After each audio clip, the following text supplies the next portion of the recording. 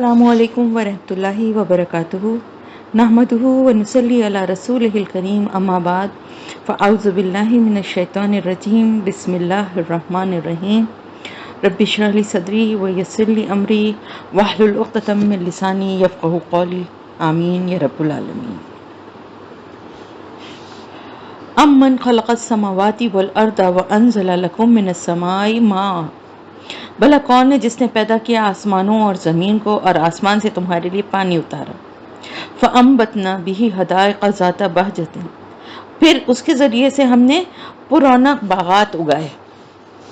مَا كَانَ لَكُمْ أَن تُنبِتُوا شَجَرَهَا، تمہارے لیے ممکن نہیں تھا کہ ان درختوں کو خود اگا سکتے۔ أَإِلَٰهٌ مَّعَ اللَّهِ، کیا کوئی اور الہ بھی ہے اللہ کے ساتھ؟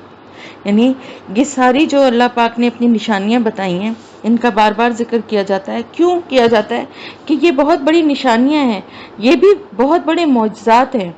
اگر ان پر ہی غور کرے تو انسان کو اللہ کی قدرت اور اللہ کی ذات کا اس کو احساس ہو جاتا ہے، لیکن جن کو ان نشانیوں کو دیکھ کر بھی احساس نہیں ہوتا، ان کو ایک دفعہ ان کو دوبارہ سے ان کو یاد دلایا جا رہا ہے کہ اس کائنات میں ہر طرف دیکھو کہ صرف تمہیں ہی نہیں بنایا بلکہ تمہارے ساتھ ساتھ آسمانوں کو، زمین کو، اور پھر پانی کو برسانا، اور پھر اس سے سبزہ اگانا، اور پھر کیا کوئی اور الہ ہے ایسا جو یہ سب کچھ کر سکتا ہے؟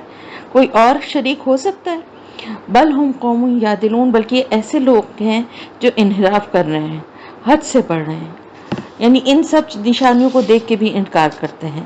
بھلا کس نے بنایا زمین کو ٹھہرنے کی جگہ اور پھر جاری کر دیے اس کے اندر دریا، نہریں، اور بنائے اس کے لیے رواسی یعنی پہاڑ، میخیں، اور بنایا دو دریاؤں کے درمیان پردہ۔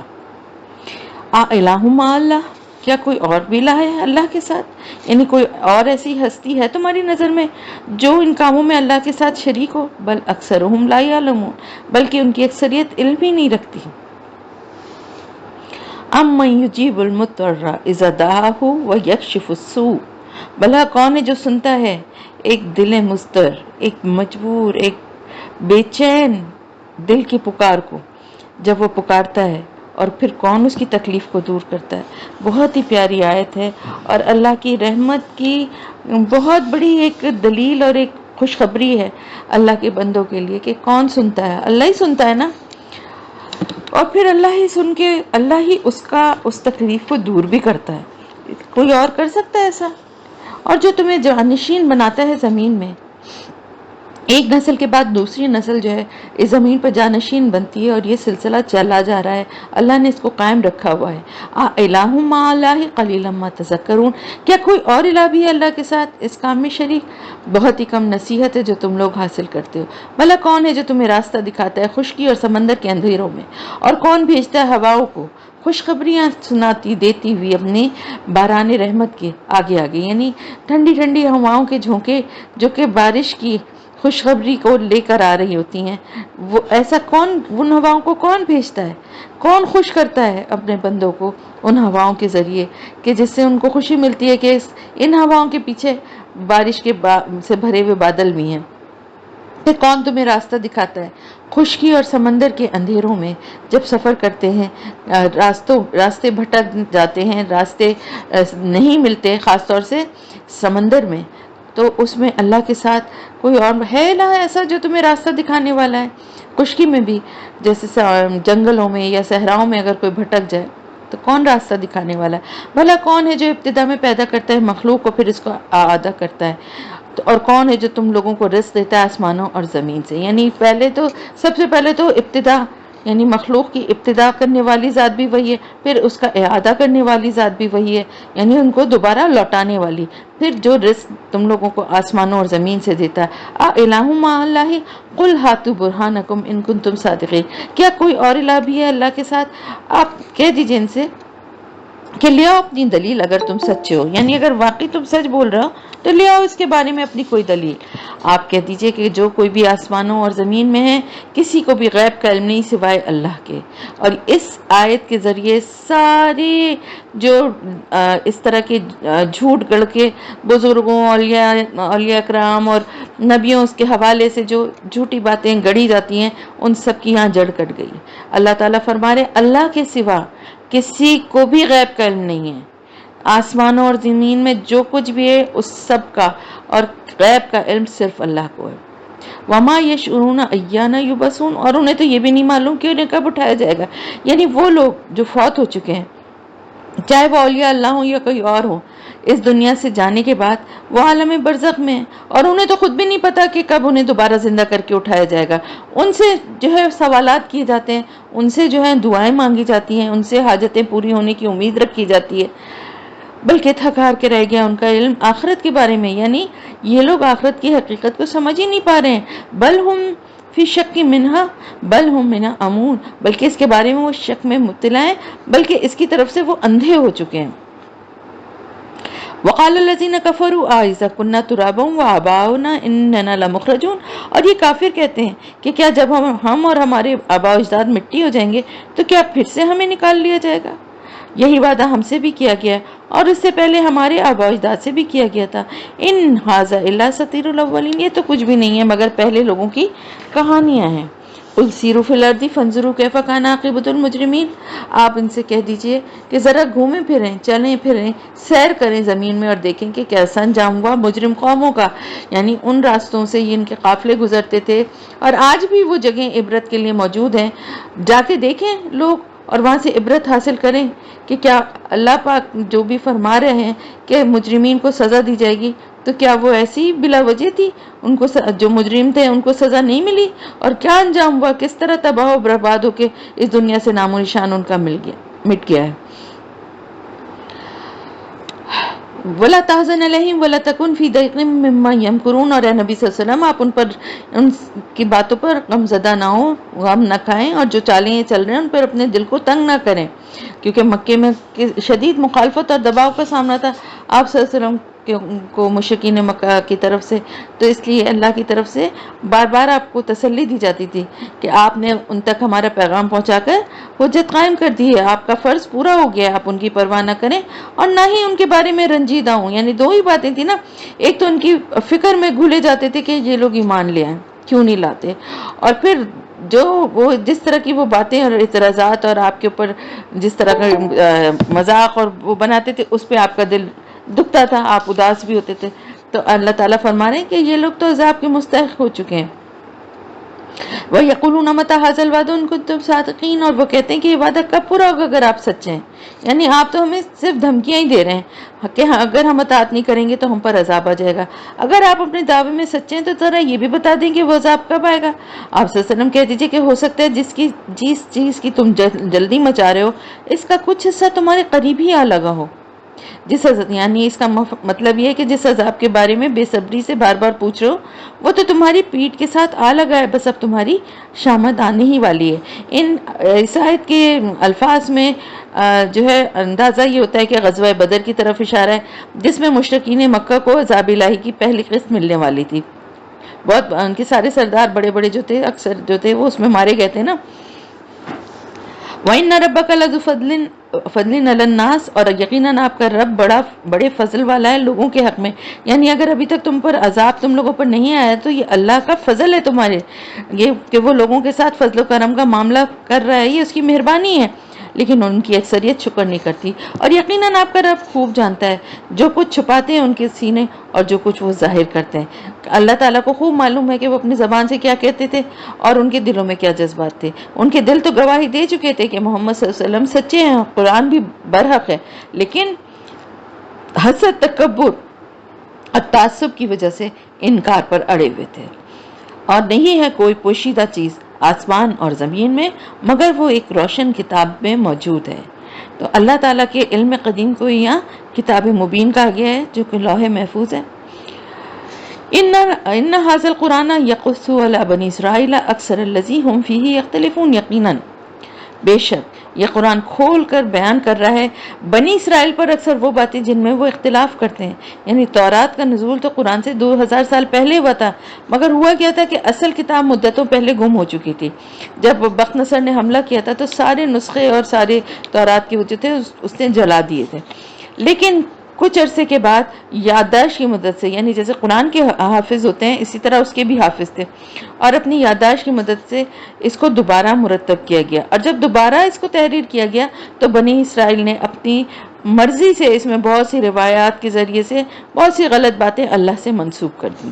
تو قرآن نے ہر چیز کو کھول کر بیان کر دیا ہے، اور ہر حقیقت کی بات جو سچی بات تھی وہ اس میں آشکار کر دی گئی ہے.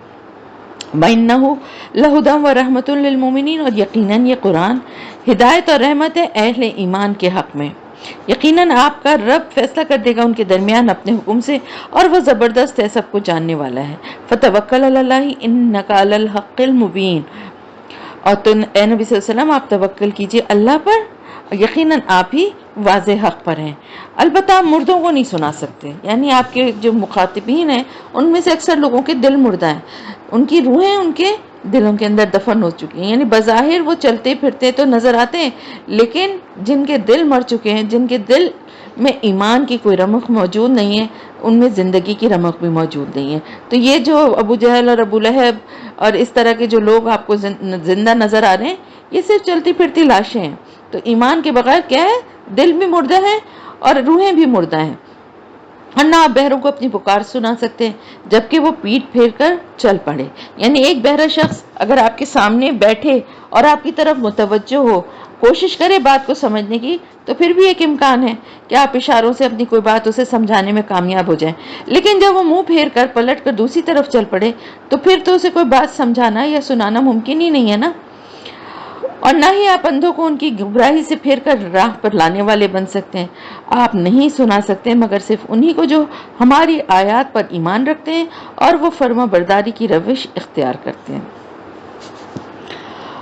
وَإِذَا وَقَعَ الْقَوْلُ عَلَيْهِمْ أَخْرَجْنَا لَهُمْ دَابَّةً مِّنَ الْأَرْضِ تُكَلِّمُهُمْ أَنَّ النَّاسَ كَانُوا بِآيَاتِنَا لَا يُوقِنُونَ، اور جب ان پر ہماری بات واقع ہو جائے گی، یعنی قیامت کی نشانیاں پوری ہو جائیں گی، تو ہم نکالیں گے ان کے لیے زمین سے ایک جانور جو ان سے کلام کرے گا کہ لوگ ہماری نشانیوں پر یقین نہیں رکھتے تھے.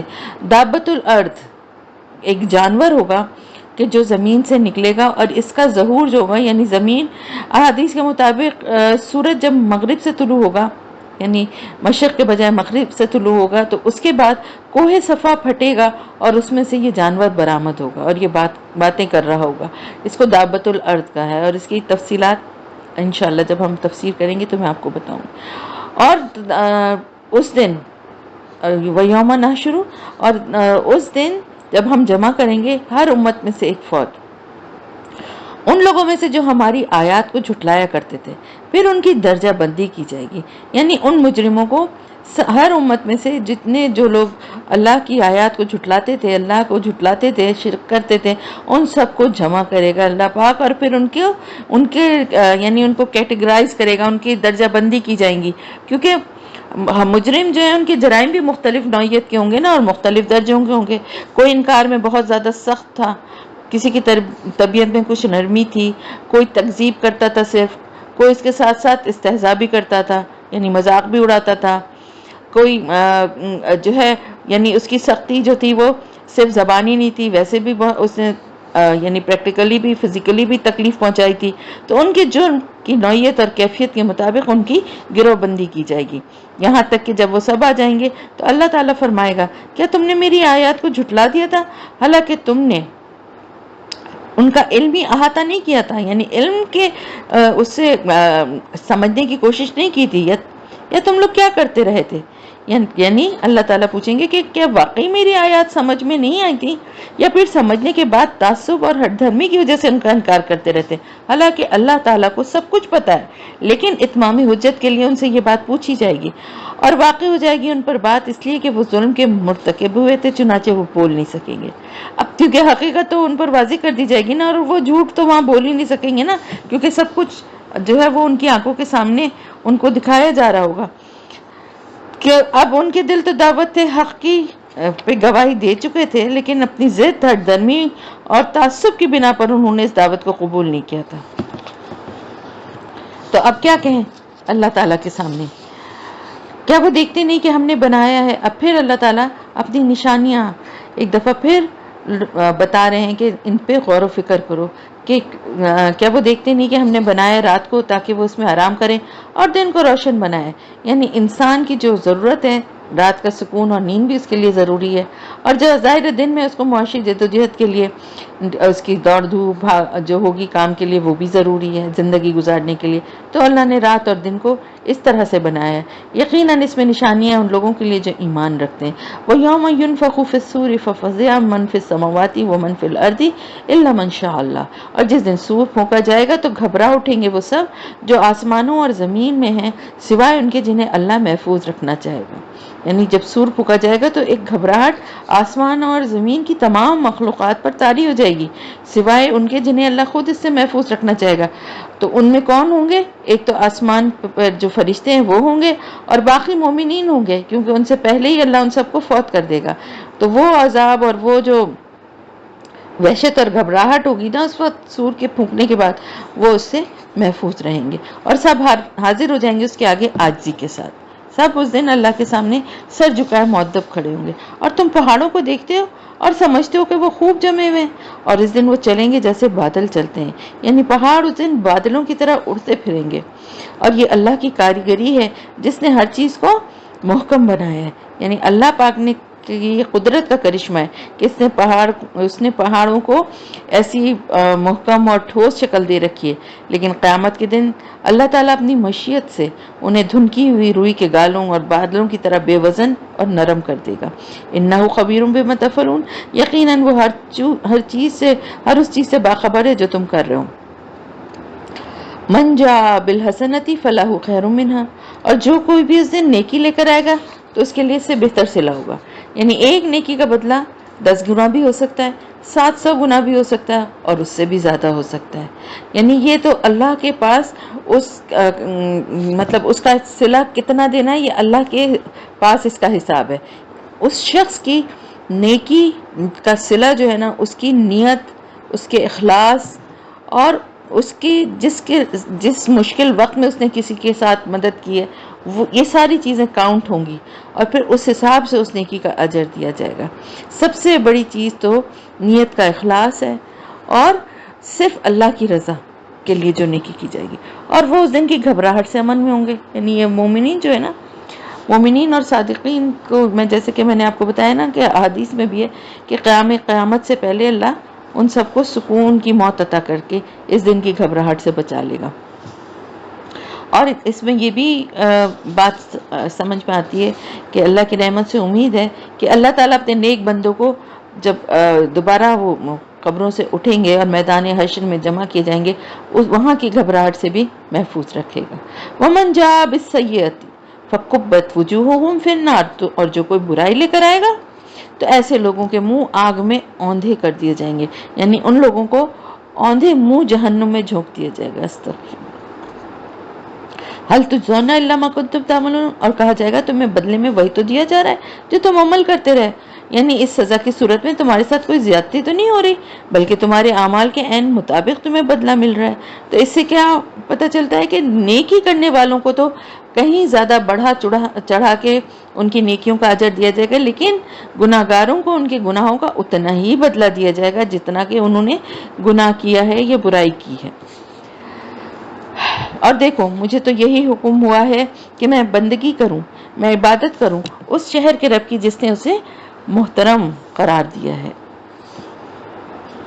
وَلَهُ كُلُّ شَيْءٍ وَأُمِرْتُ أَنْ أَكُونَ مِنَ الْمُسْلِمِينَ، اور اسی کے اختیار میں ہے، اسی کے لیے ہے ہر چیز، اور مجھے حکم ہوا ہے کہ میں شامل ہو جاؤں اس کے فرما بردار بندوں میں، اور یہ کہ میں تلاوت کروں قرآن کی۔ یعنی سب سے پہلا حکم مجھے کیا ملا ہے کہ میں عبادت کروں اس شہر کے رب کی، یعنی اللہ تعالیٰ کی۔ پھر مجھے دوسرا حکم یہ ہوا ہے کہ میں شامل ہو جاؤں اس کے فرما بردار بندوں میں۔ پھر تیسرا حکم مجھے یہ ملا کہ میں تلاوت کروں قرآن کی۔ تو جو کوئی ہدایت پائے گا،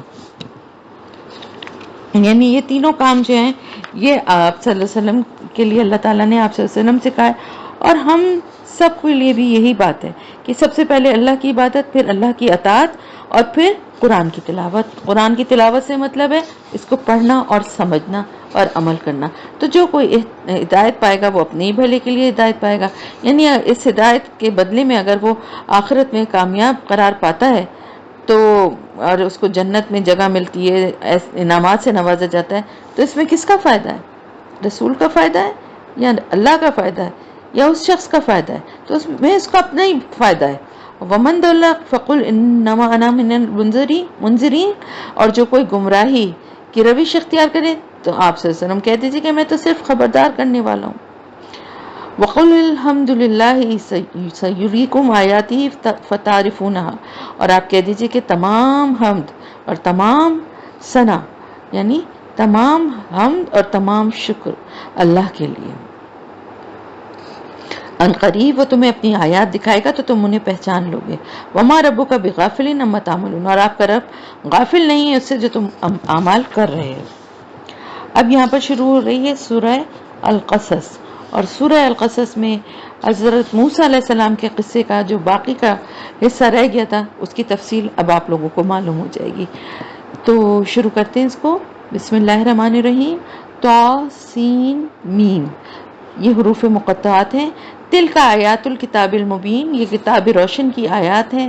نتلو علیک من نباء موسیٰ و فرعون بالحق لقوم یؤمنون، ہم سناتے ہیں آپ کو موسیٰ اور فرعون کے واقعے کی کچھ حال احوال، یعنی ان کے جو واقعہ ہے اس کو حق کے ساتھ ان لوگوں کے لیے جو ایمان لاتے ہیں۔ ان فرعون علا فی الارض، یقیناً فرعون نے بہت سرکشی کی تھی زمین میں، یعنی اپنے ملک میں مصر میں، اور اسے تقسیم کر دیا تھا وہاں کے رہنے والوں کو دو گروہوں میں۔ وجعل اہلہا شیعاً، شیعہ کہتے ہیں گروہ کو، اور اہلہا رہنے والے، تو وہاں رہنے والوں کو اس نے گروہوں میں تقسیم کر دیا تھا۔ دو طبقے تھے، ایک طبقہ حاکم تھا اور دوسرا محکوم۔ اور حاکم طبقہ جو تھا یعنی وہ تھا جو یہ حکمران فرعون وغیرہ تھے، قبطی قوم تھی۔ قبطی قوم جو تھی وہ حاکم تھی، جبکہ بنی اسرائیل ان کے محکوم تھے۔ اس نے دبا رکھا تھا ان میں سے ایک گروہ کو، یعنی ان کو کمزور بنا دیا تھا، ان کو محکومی اور غلامی کے شکنجے میں جکڑا ہوا تھا، اور بہت سختی کا برتاؤ ان کے ساتھ کیا جاتا تھا۔ وہ ان کے بیٹوں کو ذبح کر دیتا تھا اور ان کی عورتوں کو زندہ رہنے دیتا تھا۔ انہ کان من المفسدین، یقیناً وہ فساد مچانے والوں میں سے تھا۔ وَنُرِيدُ أَن نَّمُنَّ عَلَى الَّذِينَ اسْتُضْعِفُوا فِي الْأَرْضِ وَنَجْعَلَهُمْ أَئِمَّةً وَنَجْعَلَهُمُ الْوَارِثِينَ، اور ہم نے ارادہ کیا کہ ہم احسان کریں ان لوگوں پر جو زمین میں دبا دیے گئے تھے۔ کون تھے وہ لوگ؟ بنی اسرائیل، یعنی اللہ نے یہ ارادہ کیا کہ بنی اسرائیل کی مدد کی جائے جو مصر میں مسلسل ظلم و ستم کا نشانہ بن رہے تھے۔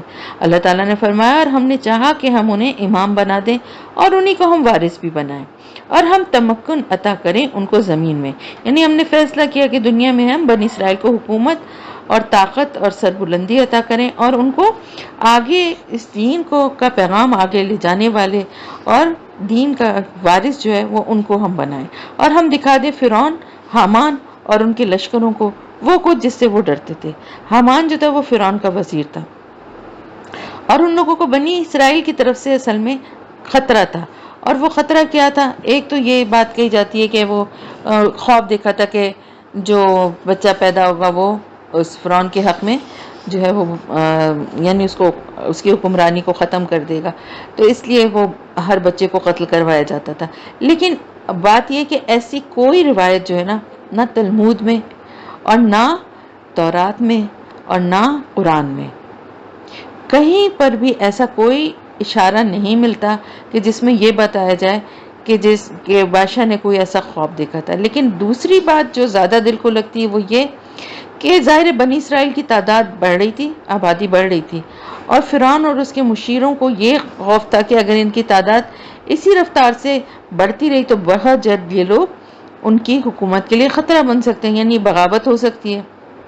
اسی لیے انہوں نے اسرائیلیوں کی جو نرینہ اولاد یعنی بیٹے جو تھے ان کو قتل کرنے کا منصوبہ بنایا۔ بالکل اسی طرح آپ دیکھیں کہ ہندوستان میں اس وقت مسلمانوں کے خلاف جو سازش ہو رہی ہے کہ وہاں پر بھی اسی طرح قتل عام ہو رہا ہے لڑکوں کا، جوانوں کا، اور بہت زیادہ ان کا مسلمانوں کے دشمن وہ کیوں بنے ہوئے ہیں؟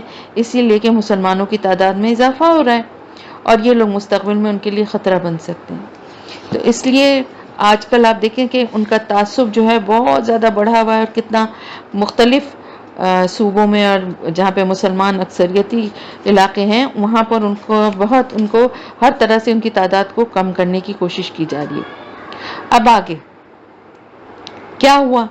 اور ہم نے وہی کر دی موسیٰ کی والدہ کو کہ تم اسے دودھ پلاتے رہو، یعنی جب ان کی پیدائش کے بعد، یعنی قرآن کا انداز جو ہے نا اس کو آپ تھوڑا سا سمجھ لیں کہ پورے کہانی اور قصے کی طرح ایک ایک چھوٹی چھوٹی باتوں کو نہیں، بلکہ جہاں جہاں ضرورت ہے نا کہ جس سے بات اور قصہ آپ کی سمجھ میں آئے اور جو آپ کو جاننا ضروری ہے وہ بتایا جاتا ہے۔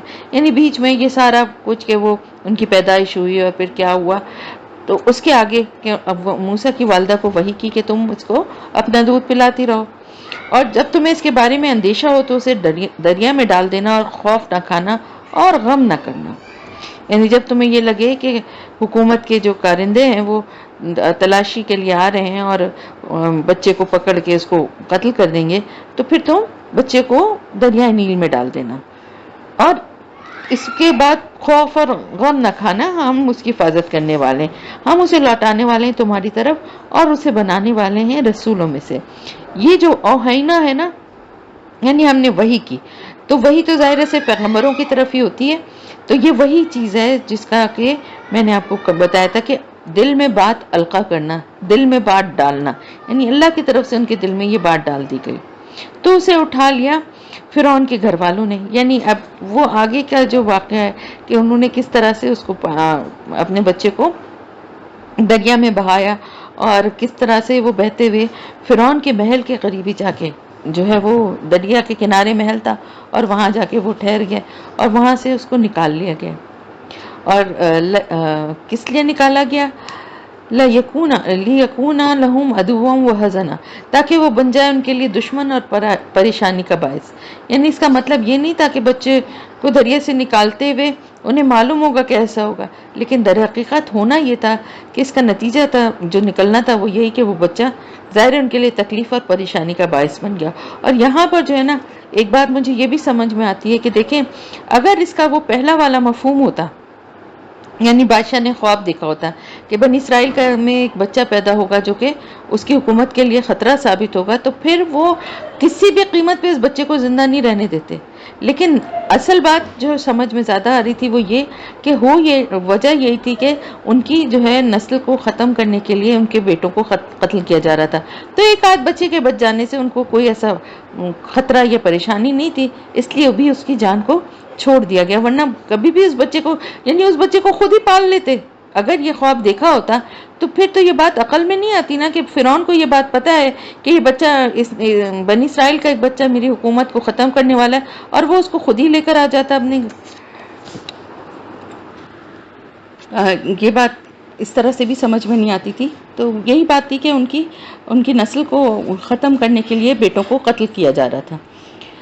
ان فرعون و حامان و جنودہما کانوا خاطئین، یقیناً فرعون، حامان اور ان کے سب لشکر سب کے سب خطا کار تھے، یعنی اپنی جو یہ تدبیر کر رہے تھے نا، اس طرح ظلم جو کر رہے تھے ان کے بیٹوں کو مروانے کی، وہ بہت بڑے خطا کار تھے۔ اور فرعون کی بیوی نے کہا کہ یہ آنکھوں کی ٹھنڈک ہوگا میرے لیے بھی اور تمہارے لیے بھی۔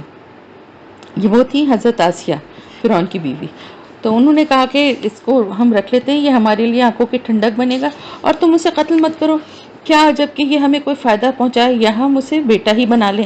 اب دیکھیں یہ ساری باتیں کیا انڈیکیٹ کر رہی ہیں؟ اگر کسی کے بارے میں یہ بات پتا ہو کہ وہ آگے چل کے اس کی زندگی یا اس کی حکومت کے لیے خطرہ ہو، تو کبھی بھی اس قوم کا کسی بچے کو کوئی پال نہیں سکتا نا۔ وَهُمْ لَا يَشْعُرُونَ، اور وہ انجام سے بالکل بے خبر تھے، یعنی انہیں اس وقت تک کوئی اندازہ ہی نہیں تھا کہ وہ کیا کر رہے ہیں اور اس فیصلے کا کیا نتیجہ نکلنے والا ہے۔ اور ادھر موسیٰ کی ماں کا دل، یعنی وہ تو بیٹھا جا رہا تھا، وہ اپنا حوصلہ چھوڑ بیٹھی تھی، ان کا دل اڑا جا رہا تھا۔ اور یہ تھا کہ وہ اس راز کو ظاہر ہی کر دیتی اگر ہم نے اس کے دل کو مضبوط نہ کر دیا ہوتا، تاکہ وہ ہو جائے ایمان والوں میں سے۔ یعنی اللہ پاک فرما رہے ہیں کہ ہم نے اس کی ڈھارس اگر نہ بندھائی ہوتی تو وہ اتنی اضطراری کیفیت میں تھی کہ خود ہی سارا بھانڈا پھوڑ دیتی۔ اور اس نے موسیٰ کی بہن سے کہا کہ تو اس کے پیچھے پیچھے جا۔ یعنی دل تو پریشان بے چین تھا نا، بچے کو دریا میں ڈال تو دیا تھا اور دل کو اللہ کی طرف سے تسلی بھی تھی، لیکن پھر بھی ماں کا دل تھا نا، تو بہن سے کہا کہ اس کے پیچھے پیچھے جاؤ، دیکھو کہاں تک وہ جاتی۔ تو بہن جو تھی وہ بھی بڑی سمجھدار تھی، وہ اس کو دور سے دیکھتی رہی اور انہیں احساس بھی نہ ہوا۔ یعنی وہ بچے کے پیچھے پیچھے ہوشیاری سے چلتی ہوئی فرعون کے محل میں پہنچ گئی، لیکن ایسا ظاہر کیا کہ جیسے اس صندوق سے اس کا کوئی تعلق ہی نہیں ہے، اور وہاں پہنچ کر بھی یہی ظاہر کیا کہ وہ ایک راہ چلتی بچی ہے۔ اب دریا میں سے تیرتا ہوا ایک صندوق نکلا ہے تو سب جہاں اور لوگ دیکھنے کے لیے آئے وہ بھی اس کو دیکھنے کے لیے آ گئی ہے۔ یعنی اتنی سمجھداری سے اس نے یہ کام کیا۔ اور ہم نے اس پر پہلے ہی حرام کر دی تھی تمام دودھ پلانے والی عورتیں، یعنی اس بچی کے پہنچنے سے پہلے ہی یہ ہو چکا تھا کہ ظاہر بچہ بھوکا تھا اور وہ رو رہا تھا، لیکن بہت سی دودھ پلانے کے لیے عورتوں کو بڑے محلوں میں اور بڑے اس میں پہلے یہی رواج تھا کہ دودھ پلانے کے لیے رکھی جاتی تھیں عورتیں۔ تو ظاہر یہ تو بچہ ویسے بھی کسی کا پیدا ہوا تو نہیں تھا، تو اس کے لیے کسی عورت کو رکھنا کا انتظام ہو رہا تھا، لیکن آپ جو تھے وہ کسی کا بھی دودھ نہیں پی رہے تھے۔ تو پھر اس بچی نے ایسی باتوں باتوں میں کہا کہ ایک عورت ہے وہ پلا سکتی ہے دودھ، اگر آپ کہیں تو اس کو بلا لیں۔ اور اللہ تعالیٰ نے جیسا کہ فرمایا تھا نا کہ اس بچے کی شکل پر اپنی محبت کا پرتو ڈال دیا تھا، تو سب لوگ ان سے کی صورت دیکھ کے ان پہ نثار ہو رہے تھے اور محبت بھی کر رہے تھے، اور یہ پریشان بھی ہو رہے تھے کہ ان کی خوراک کا کیا انتظام کیا جائے۔ تو اس لڑکی نے کہا کہ کیا میں تمہیں ایک ایسے گھر والوں کے بارے میں نہ بتاؤں جو تمہارے لیے اس کی پرورش کر دیں اور اس کے خیر خواہ بھی ہوں۔ تو یوں ہم نے اسے لوٹا دیا اس کی والدہ کے پاس تاکہ اس کی آنکھیں ٹھنڈی رہیں۔ یہ اللہ کا کتنا پیارا نظام تھا کہ بچہ دوبارہ ماں کی گود میں آ گیا، ماں کا ہی دودھ پیتا رہا، اور وہ رنجیدہ نہ ہو اور اسے معلوم ہو جائے کہ اللہ کا وعدہ سچا ہے۔ یعنی اللہ نے جو اس سے والدہ سے وعدہ کیا تھا کہ ہم تمہارے بیٹے کو تمہارے پاس واپس لے آئیں گے، تو وہ اللہ نے اپنا وہ وعدہ سچ کر دکھایا۔ وَلَكِنَّ أَكْثَرَهُمْ لَا يَعْلَمُونَ، لیکن اکثر لوگ جانتے نہیں ہیں۔ اور جب موسیٰ اپنی جوانی کو پہنچ گیا اور ہر لحاظ سے توانا ہو گیا تو ہم نے اسے حکم اور علم عطا فرمایا۔ یعنی جب آپ جوان ہو گئے تو اللہ تعالیٰ کی طرف سے آپ کو خصوصی علم و حکمت سے نوازا گیا۔ نبوت یہاں پر اس سے مراد نہیں ہے، کیونکہ نبوت آپ کو بعد میں ملی، اور اسی طرح ہم بدلہ دیتے ہیں نیکوکاروں کو۔ اب آگے واقعہ ہے کہ جس کے اوپر یہ پوری بیس ہے ان کی نبوت کی، یعنی اسٹارٹ جو ہو رہا ہے وہ یہاں سے ہو رہا ہے۔ ایک دن وہ شہر میں داخل ہوئے ایسے وقت جبکہ اس کے رہنے والے غفلت میں پڑے سو رہے۔ حضرت موسیٰ علیہ السلام ظاہر ہے شاہی محل میں رہتے تھے، اور شاہی محلات جو تھے عام شہری آبادی سے الگ علاقے میں تھے، تو آپ کے شہر میں آنے کا یہاں خصوصی انداز میں ذکر ہو رہا ہے کہ ایسے ٹائم پہ آپ آئے کہ جبکہ وہاں کے رہنے والے، شہر کے رہنے والے غافل پڑے سو رہے تھے، یا تو آپ علیہ صبح آئے، یعنی ایسے ٹائم پہ آئے کہ لوگ ابھی اٹھے ہی نہیں تھے، یا پھر دوپہر کو آرام کا وقت تھا۔ تو اس نے وہاں پائے دو اشخاص کو آپس میں لڑتے ہوئے، ھذا من شیعتہ و ھذا من عدوہ، ایک اس کی اپنی قوم میں سے تھا اور دوسرا اس کے دشمنوں میں۔ یعنی حضرت موسیٰ علیہ السلام نے وہاں ایک اسرائیلی اور ایک قبطی کو آپس میں لڑتے ہوئے دیکھا، تو مدد مانگی موسیٰ سے اس نے جو اس کی قوم میں سے تھا، اس کے خلاف جو اس کی دشمن قوم سے تھا، یعنی بنی اسرائیلی جو شخص تھا اس نے قبطی کے مقابلے میں ان سے مدد مانگی۔ تو موسیٰ نے اس قبطی کو ایک موقع رسید کیا اور اس کا کام تمام کر دیا۔ یعنی ان کا ارادہ تو قتل کرنے کا نہیں تھا، لیکن بہت طاقتور اور بہت یعنی اچھے ڈیل ڈول کے اور طاقتور تھے، ان کو خود اپنے طاقت کا اندازہ نہیں ہوا اور وہ مکہ اتنی زور سے لگا کہ وہ شخص مر گیا۔ تو موسیٰ علیہ السلام جو تھے بڑے مضبوط اور طاقتور تھے جسمانی طور پہ بھی، اور مزاج بھی تھا جو ان کا وہ کافی تیز اور جلالی تھا، غصے میں جلدی آ جایا کرتے تھے۔ ہر نبی کی دیکھیں کچھ نہ کچھ خصوصیت اور کوئی نہ کوئی بات ہوتی ہے نا، جیسے صبر ایوب ہے، حضرت ایوب علیہ السلام کا صبر تھا، تو حضرت موسیٰ علیہ السلام جو تھے وہ طاقت کے ساتھ ساتھ ان کا غصہ اور مزاج جو تھا نا وہ جلدی غصے میں آ جاتے تھے۔ تو یہ دیکھتے ہی وہ پکار اٹھا کہ یہ تو شیطان کا عمل ہے، یقیناً وہ شیطان ہے، کھلا گمراہ کرنے والا نہیں ہے۔ یعنی انہیں فوراً یہ احساس ہو گیا کہ مجھ سے یہ شیطانی کام ہو گیا ہے، تو فوراً اللہ سے کی طرف رجوع کیا اور عرض کیا کہ اے میرے رب، میں تو اپنی جان پر ظلم کر بیٹھا ہوں، بس تو مجھے بخش دے۔ تو اللہ نے اسے بخش دیا۔ انہ هو الغفور الرحیم، یقیناً وہی ہے بڑا بخشنے والا، رحم فرمانے والا۔ اس نے کہا، میرے رب، بوجہ اس کی جو احسان تو نے مجھ پر کیا ہے، میں عہد کرتا ہوں کہ میں کبھی مددگار نہیں بنوں گا مجرموں کا۔ اللہ تعالیٰ سے انہوں نے کہا کہ اللہ پاک، تو نے اس دفعہ جو مجھے معاف فرما کے احسان فرمایا ہے مجھ پر، اس کے بعد میں عہد کرتا ہوں کہ میں آئندہ کبھی بھی کسی غلط شخص کا ساتھ نہیں دوں گا، کبھی اس کی حمایت نہیں کروں گا۔ فَأَصْبَحَ فِي الْمَدِينَةِ خَائِفًا يَتَرَقَّبُ، تو اس نے صبح کی شہر میں اس کیفیت میں کہ وہ خوفزدہ بھی تھا اور چوکنا بھی، یعنی ظاہر قتل ہونے کے بعد قبطی تھا، جو حکمران طبقہ تھا اس قوم سے تھا، تو وہاں ہر طرف ایک کھلبلی مچ گئی ہوگی، تو ہر قاتل کو ڈھونڈنا جا رہا ہوگا، تو آپ خوفزدہ بھی تھے کہ کہیں راز نہ کھل جائے، اور محتاط بھی تھے۔ پھر اچانک کیا دیکھا کہ وہ شخص جس نے کل مدد مانگی تھی وہی آج پھر ان سے فریاد کر رہا ہے، یعنی وہی شخص آج پھر کسی اور سے الجھا ہوا تھا، اور حضرت موسیٰ علیہ السلام کو دیکھ کر اس نے پھر آپ کو مدد کے لیے پکارنا شروع کر دیا۔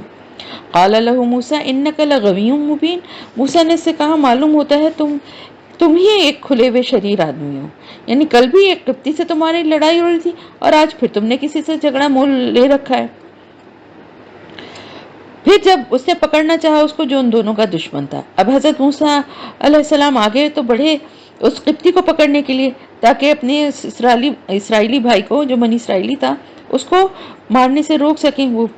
لیکن چونکہ آپ نے غصے میں یہ بات کہی تھی اس بنی اسرائیل کے جو آدمی تھا اس سے، اور اس کو سختی سے ڈانٹا تھا، تو وہ یہ سمجھا کہ آپ اس کی پٹائی کرنا چاہتے ہیں، اور اب اس نے کیا کہا، بجائے اس کے کہ وہ ان کا احسان یاد رکھتا، وہ چیخ اٹھا، اے موسیٰ، کیا تم مجھے بھی قتل کرنا چاہتے ہو جس طرح تم نے کل ایک شخص کو مار ڈالا تھا؟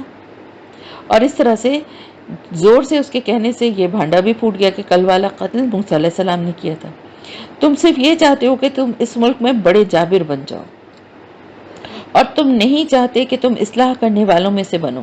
اب اس سے کیا اندازہ ہوا کہ وہ بنی اسرائیلی جو تھا وہ خود ہی ایک گھٹیا سوچ کا حامل اور ایسے کردار کا لڑاکا قسم کا آدمی تھا۔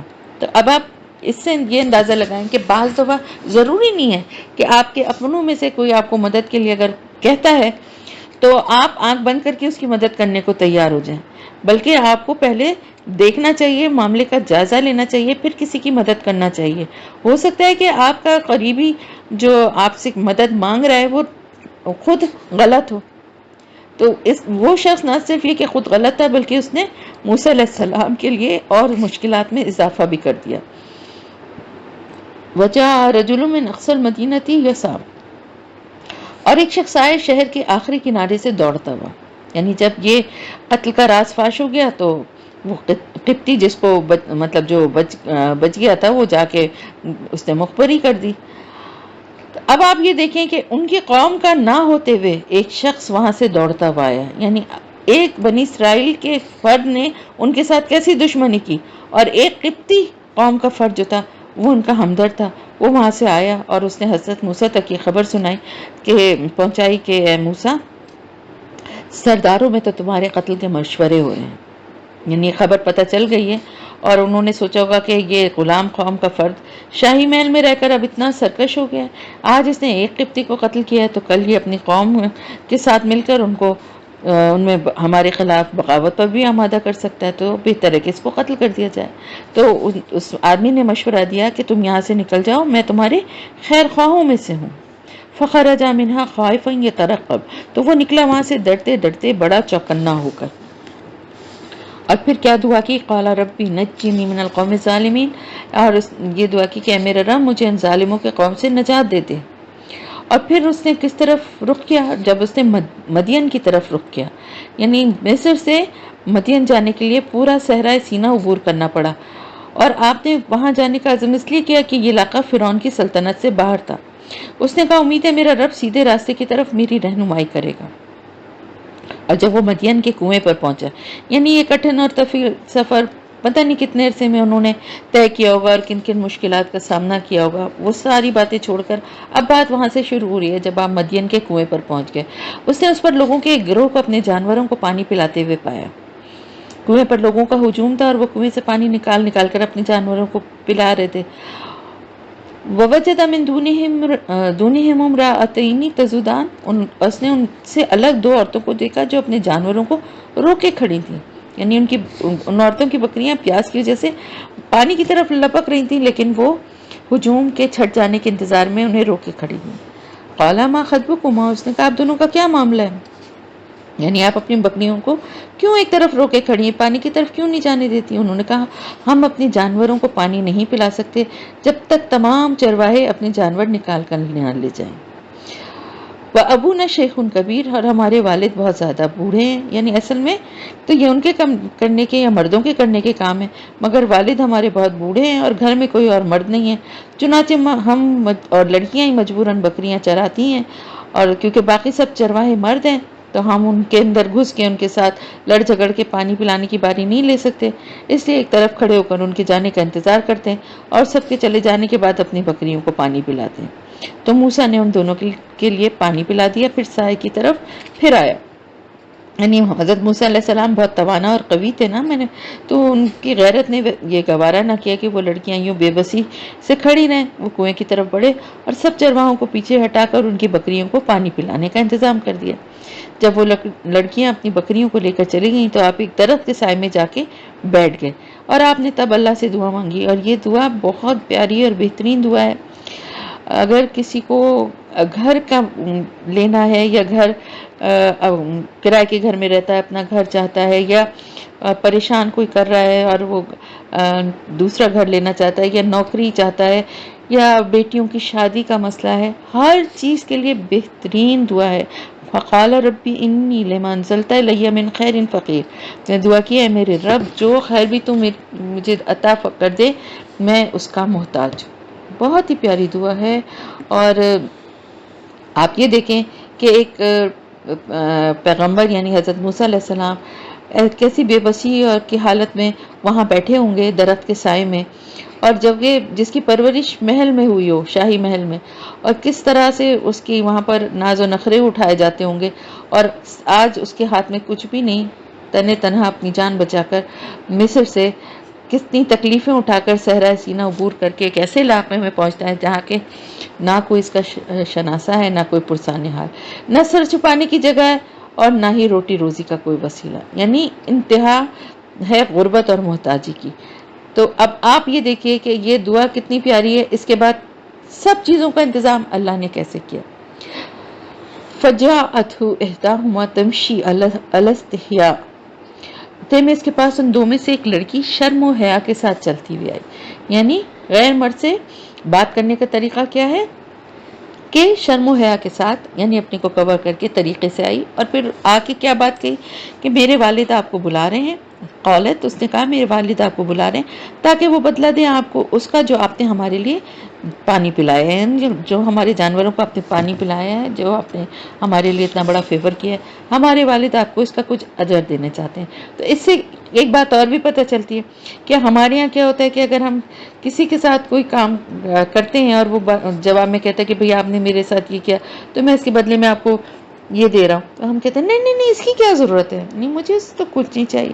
تو اگر کوئی اب آپ کو دے رہا ہے محبت سے اور آپ نے اس کے لیے کوئی فیور کیا ہے تو آپ کو لینے میں اس میں کوئی گناہ یا کوئی بری بات نہیں ہے.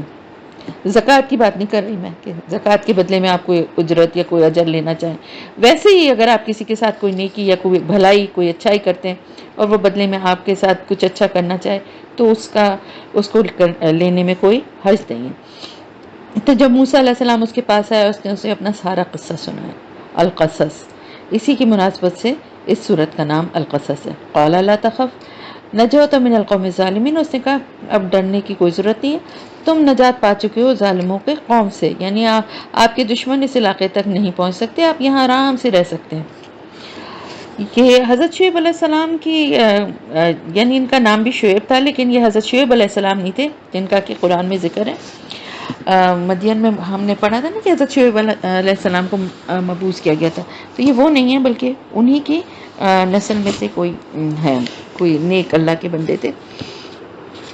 تو انہوں نے یہ کہا، ان دونوں میں سے ایک نے کہا. اب پھر ان کی بیٹیاں جو تھیں ان میں سے ایک نے پھر مشورہ دیا اپنے باپ کو کہ آپ ان کو ملازم رکھ لیں. یعنی جب یہ پتہ چلا کہ یہ جو ہے وہاں سے آ گئے ہیں اور اب ان کا نہ کوئی نوکری ہے نہ کہیں رہنے کا کوئی ٹھکانہ ہے، تو انہوں نے کہا کہ آپ ان کو اپنے پاس ملازم رکھ لیں. باپ بوڑھے تھے ظاہر ہے، اور بہت سارے کاموں کے لیے ان کو ضرورت ہوتی ہوگی، جیسے کھیتوں میں کام کرنا ہے، جانور مویشی جو تھے ان کی دیکھ بھال. ان خیر من استاجرت القوی الامین، انہوں نے کہا یقیناً یہ بہترین آدمی ہے جسے آپ ملازم رکھیں گے، اور ایسا آدمی ہے کہ جو کہ طاقتور اور امین بھی ہے. یعنی ان دونوں لڑکیوں نے یہ خصوصیت دیکھ لی تھی کہ آپ جو ہیں آپ کا ڈیل ڈول اور آپ کی طاقت بھی دیکھ لی تھی کہ ان کی وجہ سے ان کی یعنی ڈیل ڈول کو دیکھ کر کسی چرواہی نے ان سے الجھنے کی جرت نہیں کی تھی اور ان کو موقع دیا تھا پانی پلانے کا. اس کے علاوہ انہوں نے لڑکیوں نے یہ بھی دیکھا تھا کہ آپ کا شریفانہ رویہ بھی دیکھا تھا کہ آپ نے دیکھیں مردوں سے ڈیل کرتے ہوئے وہ لڑکیاں بھی جو تھیں سمجھدار تھیں، اور انہوں کو اندازہ ہو گیا کہ اس شخص نے ان کی طرف نظر اٹھا کر بھی نہیں دیکھا، تو اس لیے انہوں نے ان کی امانت داری کی گواہی دی کہ جس شخص کی نگاہ میں خیانت نہیں ہے وہ کسی اور معاملے میں بھی خیانت نہیں کرے گا. تو پھر اب انہوں نے کیا کہا، یعنی ان لڑکیوں کے باپ نے ان موسیٰ علیہ السلام سے کہا کہ میں چاہتا ہوں کہ اپنی ان دونوں بیٹیوں میں سے ایک کا نکاح تمہارے ساتھ کر دوں، اس شرط پر کہ تم 8 سال تک میری ملازمت کرو گے. یعنی یہ کہ 8 سال تک تم یہاں سے جاؤ گے نہیں، یہیں رہو گے ہمارے ساتھ، ان کی خدمت کرو، بھیڑ بکریاں چراؤ، گھر کے دوسرے کام کاج کریں، تو اس کے بدلے میں وہ اپنی ایک بیٹی ان کے نکاح میں دے دیں گے.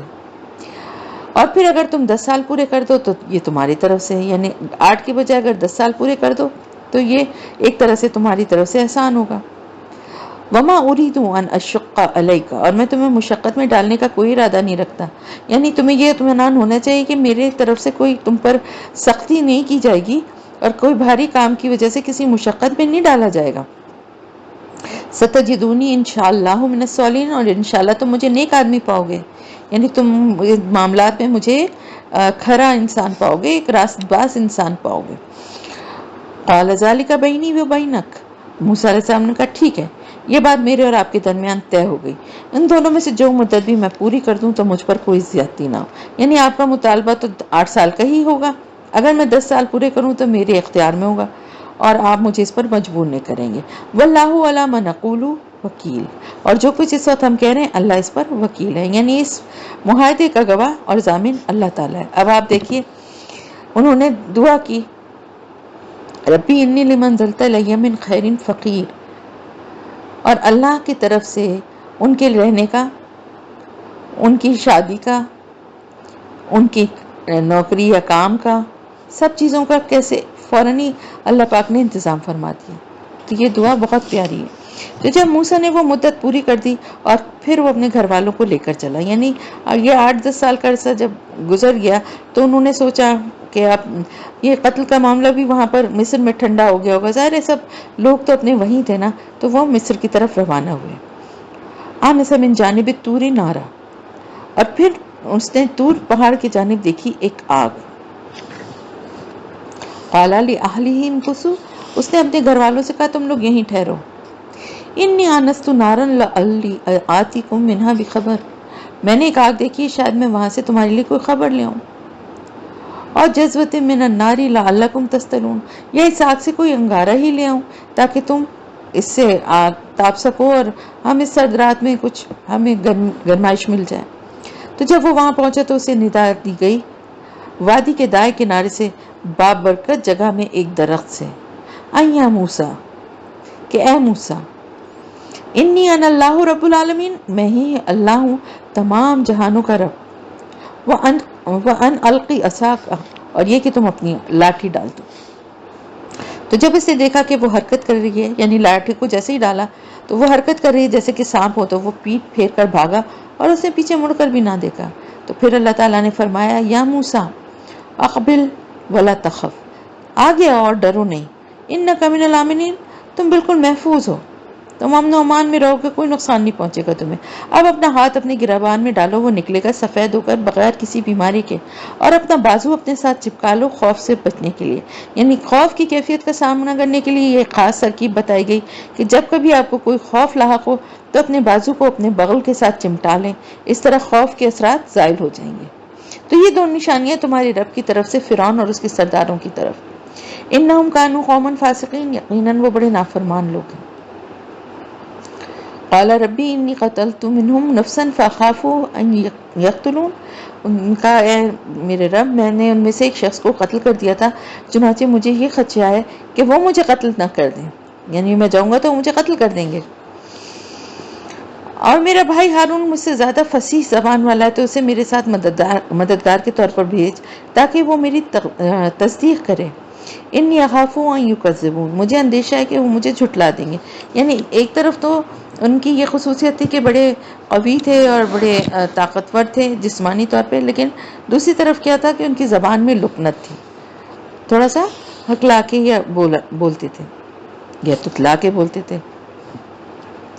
تو اللہ نے فرمایا ہم تمہارے بازو کو مضبوط کریں گے تمہارے بھائی کے ذریعے سے، اور ہم تم دونوں کے لیے ایسا روب پیدا کر دیں گے کہ وہ تمہیں ہاتھ نہیں لگا سکیں گے. وَنَجْعَلُ لَكُمَا سُلْطَانًا فَلَا يَصِلُونَ إِلَيْكُمَا، یعنی ایسے ہم روب پیدا کر دیں گے جس طرح بچپن میں اللہ نے ان کے چہرے پر اپنی محبت کا پرتو ڈالا تھا کہ فرعون آپ کے قتل سے باز رہا، اسی طرح اللہ تعالیٰ فرما رہے ہیں کہ اب بھی ہم آپ کی حفاظت کریں گے، آپ کی شخصیت میں ایسا روب اور دبدبہ ڈال دیں گے کہ دشمن آپ کا کچھ نہیں بگاڑ سکیں گے.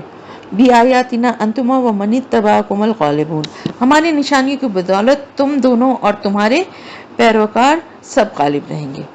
فَلَمَّا جَاءَهُم مُوسَىٰ بِآيَاتِنَا بَيِّنَاتٍ، تو جب موسیٰ پہنچا ان کے پاس ہماری روشن نشانیاں لے کے، قالوا ما هذا الا سحر مفترى وما سمعنا بهذا في آبائنا الاولين، انہوں نے کہا یہ تو کچھ بھی نہیں ہے سوائے گڑھے ہوئے جادو کے، اور ہم نے ایسی کوئی بات اپنے آباء و اجداد میں نہیں سنی، ان سے تو کبھی ہم نے ایسی بات نہیں سنی، ان کے زمانے میں کبھی ایسا نہ ہوا. وقال موسیٰ علیہ السلام نے کہا کہ میرا رب خوب جانتا ہے اس کو جو ہدایت لے کر آیا اور اس کی طرف سے جو ہدایت لے کر آیا، اور یہ بھی وہ خوب جانتا ہے کہ کس کے لیے آخرت کا گھر ہے یا آخرت کا اچھا انجام ہے. انہ لا یفلح الظالمون، یقیناً ظالم لوگ فلاح نہیں پائیں گے. فرعون نے کہا اے درباریوں، میں تو اپنے سوا تمہارے لیے کسی الہ کو نہیں جانتا، یعنی یہاں پہ میری حکومت ہے اور میرا حکم چلتا ہے، اور میرے علاوہ یہاں پر میں تم لوگوں کے لیے اپنے علاوہ میں کسی کو الہ ماننے کے لیے تیار نہیں ہوں. پھر کیا کہا اپنے وزیر سے، فَأَوْقِدْ لِي يَا حَامَانُ عَلَى الطِّينِ، اے حامان ذرا تم میرے لیے مٹی کی اینٹوں کو آگ سے پکا کرو، یعنی آگ میں پکاؤ، یعنی پہلے گارے سے اینٹیں بناؤ پھر انہیں بھٹی میں پکا کے ان کو پکا کر لو. پھر میرے لیے ایک اونچا محل بنواؤ تاکہ میں جھانک سکوں موسیٰ کے الہ کو، یعنی آسمانوں پہ وہ کہتے ہیں نا میرا رب ہے، تو میں موسیٰ جس الہ کی بات کرتا ہے میں ایک اونچی سی عمارت بناؤ جس پر چڑھ کر آسمان میں جھانک کر اس کے الہ کو دیکھوں. وَإِنِّي لَأَظُنُّهُ مِنَ الْكَاذِبِينَ، اور میں تو سمجھتا ہوں کہ وہ جھوٹا ہے. وَاسْتَكْبَرَ هُوَ وَجُنُودُهُ فِي الْأَرْضِ بِغَيْرِ الْحَقِّ وَظَنُّوا أَنَّهُمْ إِلَيْنَا لَا يَرْجِعُونَ، اور زمین میں ناحق تکبر کیا اس نے بھی اور اس کے لشکریوں نے بھی، اور انہوں نے سمجھا کہ وہ ہماری طرف لوٹائے نہیں جائیں گے، اور ہم نے پکڑ لیا اس کو بھی اور اس کے لشکروں کو بھی، پھر ہم نے پھینک دیا انہیں سمندر میں. فانظر کیف کان عاقبۃ الظالمین، تو دیکھ لو کیا انجام ہوا ظالموں کو. اور ہم نے انہیں بنا دیا امام، آگ کی طرف بلانے والے، یعنی فرعون اور اس کے درباری جو تھے وہ لوگوں کو جہنم کی طرف بلانے والے گروہ کے پیشوا بن گئے، امام بن گئے. اور قیامت کے دن ان کی کوئی مدد نہیں کی جائے گی، اور ہم نے ان کے پیچھے لعنت لگا دی اس دنیا میں بھی. اور آپ دیکھیں جب تک دنیا قائم ہے ان کے اوپر لعنت ہی بھیجی جاتی ہے، ہر دور میں ان پہ لعنت ہی کی جائے گی، اور قیامت کے دن وہ بہت ہی برے حالوں میں سے ہوں گے. اور ہم نے موسیٰ کو کتاب عطا فرمائی اس کے بعد کہ ہم نے پہلی جماعتوں کو ہلاک کر دیا تھا، اور یہ کتاب لوگوں کی آنکھیں کھولنے کے لیے تھی اور ہدایت اور رحمت تھی تاکہ وہ نصیحت حاصل کریں. اور اے نبی صلی اللہ علیہ وسلم آپ موجود نہیں تھے اس پہاڑ کے مغربی جانب جب ہم نے موسیٰ کی طرف حکم بھیجا تھا، یعنی جب اے نبی صلی اللہ علیہ وسلم آپ تو وہاں موجود نہیں تھے نا طور کے دامن میں، جب ہم موسیٰ علیہ السلام سے گفتگو کر رہے تھے اور انہیں منصب رسالت پر فائز کر کے فرعون کی طرف جانے کا حکم دے رہے تھے، آپ تو وہاں موجود نہیں تھے نا. وما کنت من الشاہدین، اور نہ ہی آپ ان لوگوں میں شامل تھے جو وہاں حاضر تھے، یعنی جو وہاں اس کے درباریوں میں یا وہاں جو لوگ موجود تھے. لیکن ہم نے پیدا کی بہت سی نسلیں تو ان کے اوپر ایک لمبی عمر بیت گئی. اور نہ ہی آپ اہل مدین کے درمیان مقیم تھے کہ ان کو ہماری آیت پڑھ کر سناتے. یعنی جب حضرت موسیٰ علیہ السلام مدین پہنچے اور وہاں پہ رہے شیخ جو تھے وہاں کے مدین کے ان کے گھر میں، تو وہ جو اللہ پاک جیسے یہاں پہ واقعات کی تفصیلات بتا رہے ہیں نا، تو انہیں سن کر یہ بھی تو غور کرنا چاہیے نا کہ آپ وہاں پہ ان واقعات کے عینی شاہد تو نہیں تھے، موجود تو نہیں تھے. وَلَٰكِنَّا كُنَّا مُرْسِلِينَ، بلکہ یہ تو ہم ہیں بھیجنے والے، یعنی رسولوں کو بھیجنے والے ہم ہیں، جس کو چاہتے ہیں اپنا رسول بنا کر بھیجتے ہیں. اور جب ہم اس کو منصب پر فائز کرتے ہیں تو اس کو غیب کی خبریں، ماضی اور مستقبل کے واقعات کے بارے میں معلومات بھی فراہم کرتے ہیں اور ہدایت کے لیے ضروری تعلیمات بھی دیتے ہیں. وما كنت بجانب الطور اذ نادینا، اور نہ آپ اس وقت طور کے پاس موجود تھے جب ہم نے موسیٰ کو پکارا تھا، بلکہ یہ سب رحمت آپ کے رب کی طرف سے ہے تاکہ آپ اس قوم کو خبردار کریں جس کی طرف آپ سے پہلے کوئی خبردار کرنے والا نہیں آیا. قریش مکہ حضرت اسماعیل علیہ السلام کی اولاد میں سے تھے، اور حضرت اسماعیل علیہ السلام سے لے کر حضرت محمد صلی اللہ علیہ وآلہ وسلم کی بعثت تک کم و بیش 3000 سال کا عرصہ بیت چکا تھا. اس پورے عرصے میں اس قوم کی طرف نہ کوئی نبی اور رسول آیا اور نہ ہی کوئی کتاب آئی. اس کے برعکس حضرت ابراہیم علیہ السلام کے دوسرے بیٹے حضرت اسحاق علیہ السلام کی نسل یعنی بنی اسرائیل میں نبوت کا سلسلہ لگاتار چلتا رہا، اور انہیں زبور، تورات اور متعدد صحائف بھی عطا کیے گئے. بلکہ بنی اسرائیل میں 1400 برس کا ایک ایسا عرصہ بھی گزرا ہے جس کے دوران ان میں ایک لمحے کے لیے بھی نبوت کا وقفہ نہیں آیا. تو یہاں پر تو لوگ بالکل ہی ناواقف اور لا علم تھے رسولوں کے آنے سے اور کتاب کے، اللہ کی طرف سے جو کتاب ان کا نزول ہوا تھا، ان کو تو کچھ نہیں پتا تھا نا اس کے بارے میں. اللہ تعالیٰ فرما رہے ہیں لعلہم یتذکرون، شاید کہ وہ نصیحت حاصل کریں. اور یہ ہم نے اس لیے کیا کہ کہیں ایسا نہ ہو کہ جب انہیں کوئی مصیبت پہنچے ان کے اعمال کی وجہ سے، ان کے کاموں کی وجہ سے، جو کچھ وہ خود آگے بھیج رہے ہیں اس کی وجہ سے، تو وہ کہیں گے ہمارے رب تو انہیں کیوں نہ بھیجا ہماری طرف کوئی رسول کہ ہم تیری آیت کی پیروی کرتے اور ایمان لانے والوں میں سو جاتے. یعنی اگر آج یہ رسولوں کو جھٹلا رہے ہیں اور اللہ کی آیات کا انکار کر رہے ہیں، اگر اللہ تعالیٰ فرما رہے ہیں کہ ہم نہ بھیجتے رسول اور کتاب، تو وہ کہتے ہیں قیامت کے دن کہ جب بھی کوئی ان کو عذاب یا سزا ان کو دی جاتی کہ جو کہ ان کے اپنی حرکتوں کی وجہ سے ہوتی، تو کہتے ہیں ہمارے پاس تو کوئی رسول ہی نہیں آتا تو ہم تیری آیت کی پیروی کرتے اور ایمان لانے والوں میں سے ہو جاتے، تو ہم پر عذاب نہ آتا. یہ عذاب ہم پہ کیوں مسلط کیا گیا؟ لیکن جب ان کے پاس ہماری طرف سے حق آ گیا تو کہنے لگے کہ ان کو وہی کچھ کیوں نہیں دیا گیا جو موسیٰ کو دیا گیا تھا. یعنی حضرت موسیٰ علیہ السلام کو جیسے عصا اور ید بیضا جیسے معجزے دیے گئے تھے، اور انہیں تورات جو ہے وہ تختیوں پر لکھی ہوئی ملی تھی، اگر محمد صلی اللہ علیہ وسلم بھی اللہ کے رسول ہیں تو انہیں ایسے معجزات کیوں نہیں دیے گئے؟ اولم یکفروا بما اوتی موسیٰ من قبل، تو جو کچھ پہلے موسیٰ کو دیا گیا تھا کیا لوگوں نے اس کے ساتھ کفر نہیں کیا تھا؟ یعنی موسیٰ علیہ السلام کی جو بات کر رہے ہو تم، ان کے معجزات دیکھ کر کیا فرعون اور اس کی قوم کے لوگ ایمان لے آئے تھے؟ کیا وہ لوگ معجزات دیکھ لینے کے باوجود انکار کر کے عذاب کے مستحق نہیں ہوئے تھے؟ انہوں نے کہا یہ تو جادو ہیں ایک دوسرے کے، یہ تو دو جادو ہیں ایک دوسرے کے مددگار. اور دو جادو کس کے بارے میں تھی؟ یعنی یہ دونوں جو کتابیں ہیں نا، یہ جادو کی کتابیں ہیں جو ایک دوسرے کی تائید کر رہی ہیں. کیونکہ قرآن اور تورات کے بارے میں وہ یہ کہتے تھے کہ تورات میں قرآن اور محمد صلی اللہ علیہ وسلم کے بارے میں پیشن گوئی ہیں، جبکہ قرآن جو ہے وہ موسیٰ اور تورات کی تائید کر رہا ہے. یعنی دونوں کتابیں جو ہیں وہ ایک دوسرے کی تائید کر رہی ہیں، تو یہ دراصل دونوں ہی جادو کی کتابیں ہیں. اور انہوں نے کہا وقالوا ان بکل کافرون، ہم تو دونوں کا ہی انکار کرتے ہیں. قالوا فاتوا بکتاب من عند اللہ واحد منہما اتبعوہ ان کنتم صادقین. آپ صلی اللہ علیہ وسلم کہہ دیجئے ان سے کہ لاؤ پھر ایسی کوئی کتاب لے کر آؤ جو اللہ کے پاس سے ہو، جو ان دونوں سے زیادہ ہدایت والی ہو، میں بھی اس کی پیروی کروں گا اگر تم سچے ہو. یعنی اگر کوئی اللہ کی طرف سے نازل شدہ کوئی ایسی کتاب ہے اس کی نشاندہی کرو، اگر ہوگی وہ تو مجھے اس کی پیروی کرنے میں کوئی تعامل نہیں ہوگا. میں تو حق کی پیروی کرنا چاہتا ہوں اور کر ہی رہا ہوں، تو میں بلا وجہ تعصب کر کے ضد پر اڑ کے نہیں بیٹھ جاؤں گا. فَإِن لَمْ يَسْتَجِيبُوا لَكَ، پھر اگر یہ لوگ آپ کی بات قبول نہ کریں، یعنی آپ کی اس دلیل کو بھی اگر یہ نہ مانیں، تو جان لیں کہ یہ لوگ صرف اپنی خواہشات کی پیروی کر رہے ہیں. اور اس شخص سے بڑھ کر کون گمراہ ہوگا جو اپنی خواہشات کی پیروی کر رہا ہو اللہ کی طرف سے کسی ہدایت کے بغیر. یقیناً اللہ ایسی ظالم قوم کو ہدایت نہیں دیتا. اور ہم نے لگاتار بھیجا ان کے لیے اپنا کلام تاکہ یہ نصیحت حاصل کریں. یعنی مستقل اللہ کی طرف سے کتابوں کا ایک سلسلہ تھا، تورات، زبور، انجیل، قرآن.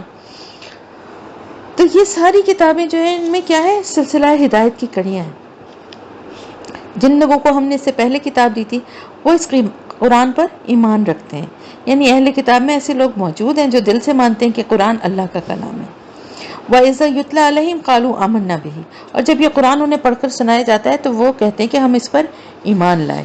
إِنَّهُ الْحَقُّ مِنْ رَبِّنَا إِنَّا كُنَّا مِنْ قَبْلِهِ مُسْلِمِينَ، یقیناً یہ ہمارے رب کی طرف سے حق ہے، ہم تو اس سے پہلے ہی مسلم تھے. یعنی اس سے پہلے بھی انبیاء اور رسول اور آسمانی کتب کو ماننے والے تھے، اور آپ محمد صلی اللہ علیہ وسلم اب جو اللہ کی طرف سے یہ کتاب لے کر آئے تو اس کو بھی ہم نے مان لیا ہے. تو ہمارے دین میں تو کوئی تبدیلی نہیں ہوئی، ہم پہلے بھی مسلمان تھے اور اب بھی مسلمان ہیں. اور تورات اور انجیل کی پیشن گوئیوں کی بنا پر ہم پہلے ہی تسلیم کر چکے ہیں کہ محمد صلی اللہ علیہ وسلم اللہ کے رسول ہیں اور یہ قرآن اللہ کا کلام ہے. اور ایسے لوگوں میں ایک نمایاں نام حضرت عبداللہ بن سلام رضی اللہ تعالیٰ عنہ کا ہے. آپ ایک یہودی عالم تھے، اور جب آپ کے پاس رسول اللہ صلی اللہ علیہ وسلم کی نبوت کی خبر پہنچی تو آپ ایمان لائے اور آپ صلی اللہ علیہ وسلم کو اللہ کا رسول اور قرآن کو اللہ کا کلام مانا. تو اس طرح کے اور بھی کچھ نیک اہل کتاب تھے جو کہ اللہ کے رسول پہ اور کتاب پہ ایمان لیا ہے. یہ وہ لوگ ہیں جنہیں ان کا اجر دیا جائے گا دگنا، 2 مرتبہ. کس بات پہ؟ وہ دوہرے اجر کے مستحق قرار پائیں گے، اس لیے کہ پہلے وہ اپنی کتاب کو یعنی انجیل اور تورات کو مانتے تھے، اور اب قرآن کے آنے کے بعد قرآن پر بھی ایمان لے آئے ہیں. اور پھر یہ کہ بسبب اس کے کہ وہ ثابت قدم رہے اور وہ بھلائی کے ذریعے سے برائی کو دور کرتے ہیں، دفع کرتے ہیں، اور جو کچھ ہم نے انہیں دیا اس میں سے وہ خرچ کرتے ہیں. وَإِذَا سَمِعُوا اللَّغْوَ أَعْرَضُوا عَنْهُ وَقَالُوا لَنَا أَعْمَالُنَا وَلَكُمْ أَعْمَالُكُمْ، اور جب انہوں نے لغو باتیں سنی تو انہوں نے ان سے اعراض کیا اور کہا کہ ہمارے لیے ہمارے اعمال ہیں اور تمہارے لیے تمہارے اعمال. سلام علیکم لا نبتغي الجاہلین، تم لوگوں پر سلام، ہم جاہلوں سے الجھنا نہیں چاہتے. اے نبی صلی اللہ علیہ وسلم، آپ ہدایت نہیں دے سکتے جس کو آپ چاہیں، بلکہ اللہ ہدایت دیتا ہے جس کو چاہتا ہے. تو یہاں پر بات یہ ہے کہ یہ آیت خاص طور پہ آپ صلی اللہ علیہ وسلم کے چچا ابو طالب کے بارے میں، کہ آپ صلی اللہ علیہ وسلم کی شدید خواہش تھی کہ وہ ایمان لے آئیں، اور آپ صلی اللہ علیہ وسلم نے ان کے آخری وقت میں بھی ان سے بہت اصرار کیا کہ آپ ایک دفعہ جو ہے کلمہ شہادت میرے کان میں کہہ دیں تاکہ میں اللہ کے آپ کے ایمان کی گواہی دے سکوں، لیکن وہ اس سے محروم رہے. لیکن بہرحال یہ بھی ایک حقیقت ہے کہ آپ صلی اللہ علیہ وسلم پہ ان کے بہت احسانات ہیں، اور اس وجہ سے آپ صلی اللہ علیہ وسلم کی نسبت سے ہم پر بھی ان کے احسانات ہوئے کہ آپ صلی اللہ علیہ وسلم کا انہوں نے بہت خیال رکھا. تو ہمیں بھی چاہیے کہ ان کا نام ادب سے لیں، ان کا ذکر احترام سے کریں. باقی وہ جو معاملہ ہے وہ اللہ کے اور ان کے درمیان ہے. وَهُوَ عَالِمُ بِالْمُهْتَدِينَ، اور وہ خوب جانتا ہے ہدایت پانے والوں کو. اور وہ کہتے ہیں کہ اگر ہم آپ کے ساتھ اس ہدایت کی پیروی کریں تو ہم اپنی زمین سے اچک لیے جائیں گے، یعنی ہم اچک لیے جائیں گے، یعنی ہمیں ختم یا برباد کر دیا جائے گا. یا کیا ہم نے انہیں امن والے حرم میں متمکن نہیں کیا؟ یعنی ان کی اس بہانے کا یہ جواب اللہ تعالیٰ نے دیا کہ جس حرم کی حدود میں وہ سکون اور چین کی زندگی بسر کر رہے ہیں اسے امن کی جگہ کس نے بنایا؟ اور کھچے چلے آتے ہیں اس حرم کی طرف ہر قسم کے پھل. یعنی پرانے زمانوں میں بھی، آج کی بات نہیں ہے، آج کل تو ہے ہی ہر چیز اویلیبل ہوتی ہی ہے، لیکن پرانے زمانوں میں بھی جب حج کے لیے دنیا کے مختلف علاقوں سے لوگ مکہ آتے تھے تو اپنے اپنے علاقوں کے پھل اور دوسری چیزیں اپنے ساتھ لاتے تھے. تو آج بھی اسی طرح سے ہے کہ دنیا کے مختلف علاقوں کے بہترین پھل مکے میں ہر وقت دستیاب رہتے ہیں. اور اس کی وجہ کیا ہے؟ اس کی وجہ یہ ہے کہ حضرت ابراہیم علیہ السلام جو کہ اللہ کے محبوب بندے تھے، انہوں نے اپنی اولاد کو یہاں آباد کرتے وقت اللہ سے اس بارے میں دعا کی تھی.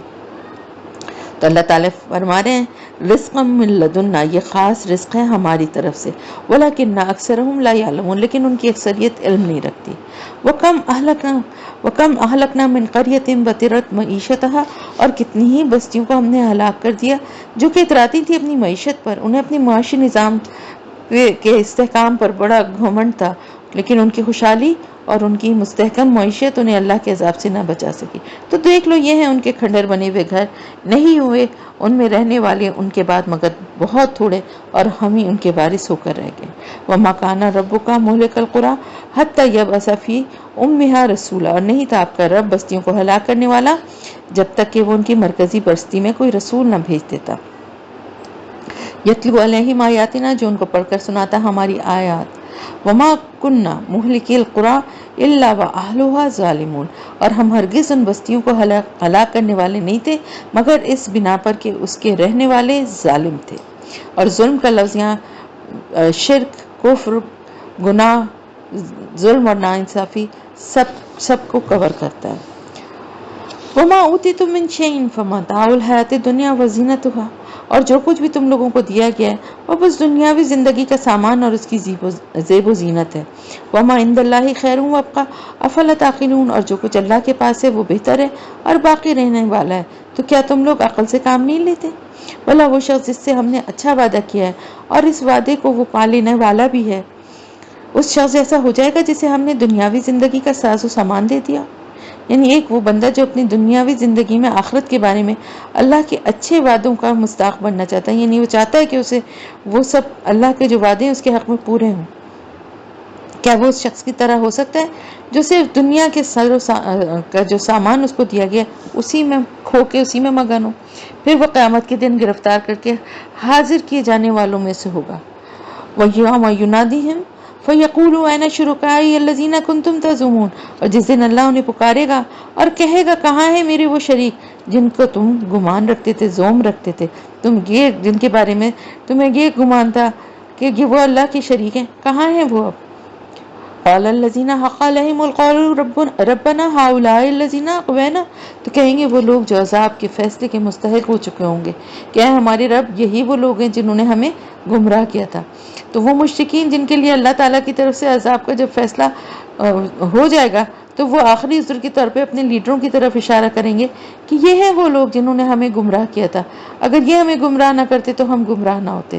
اور جواب میں وہ کہیں گے، وہ لیڈر، ان کے وہ جو طاغوت اور مذہبی اور سیاسی رہنما تھے اور جو بھی جن کی وہ پیروی کر رہے تھے، وہ کہیں گے کہ ہم نے انہیں گمراہ کیا جیسے ہم خود گمراہ ہوئے تھے، یعنی ہم نے تو اگر ہم خود ہدایت پہ ہوتے تو انہیں ہدایت کا راستہ دکھاتے نا، مگر ہم تو چونکہ خود گمراہ تھے اس لیے ہمارے زیر اثر جو لوگ تھے وہ سب بھی گمراہ ہوتے چلے گئے۔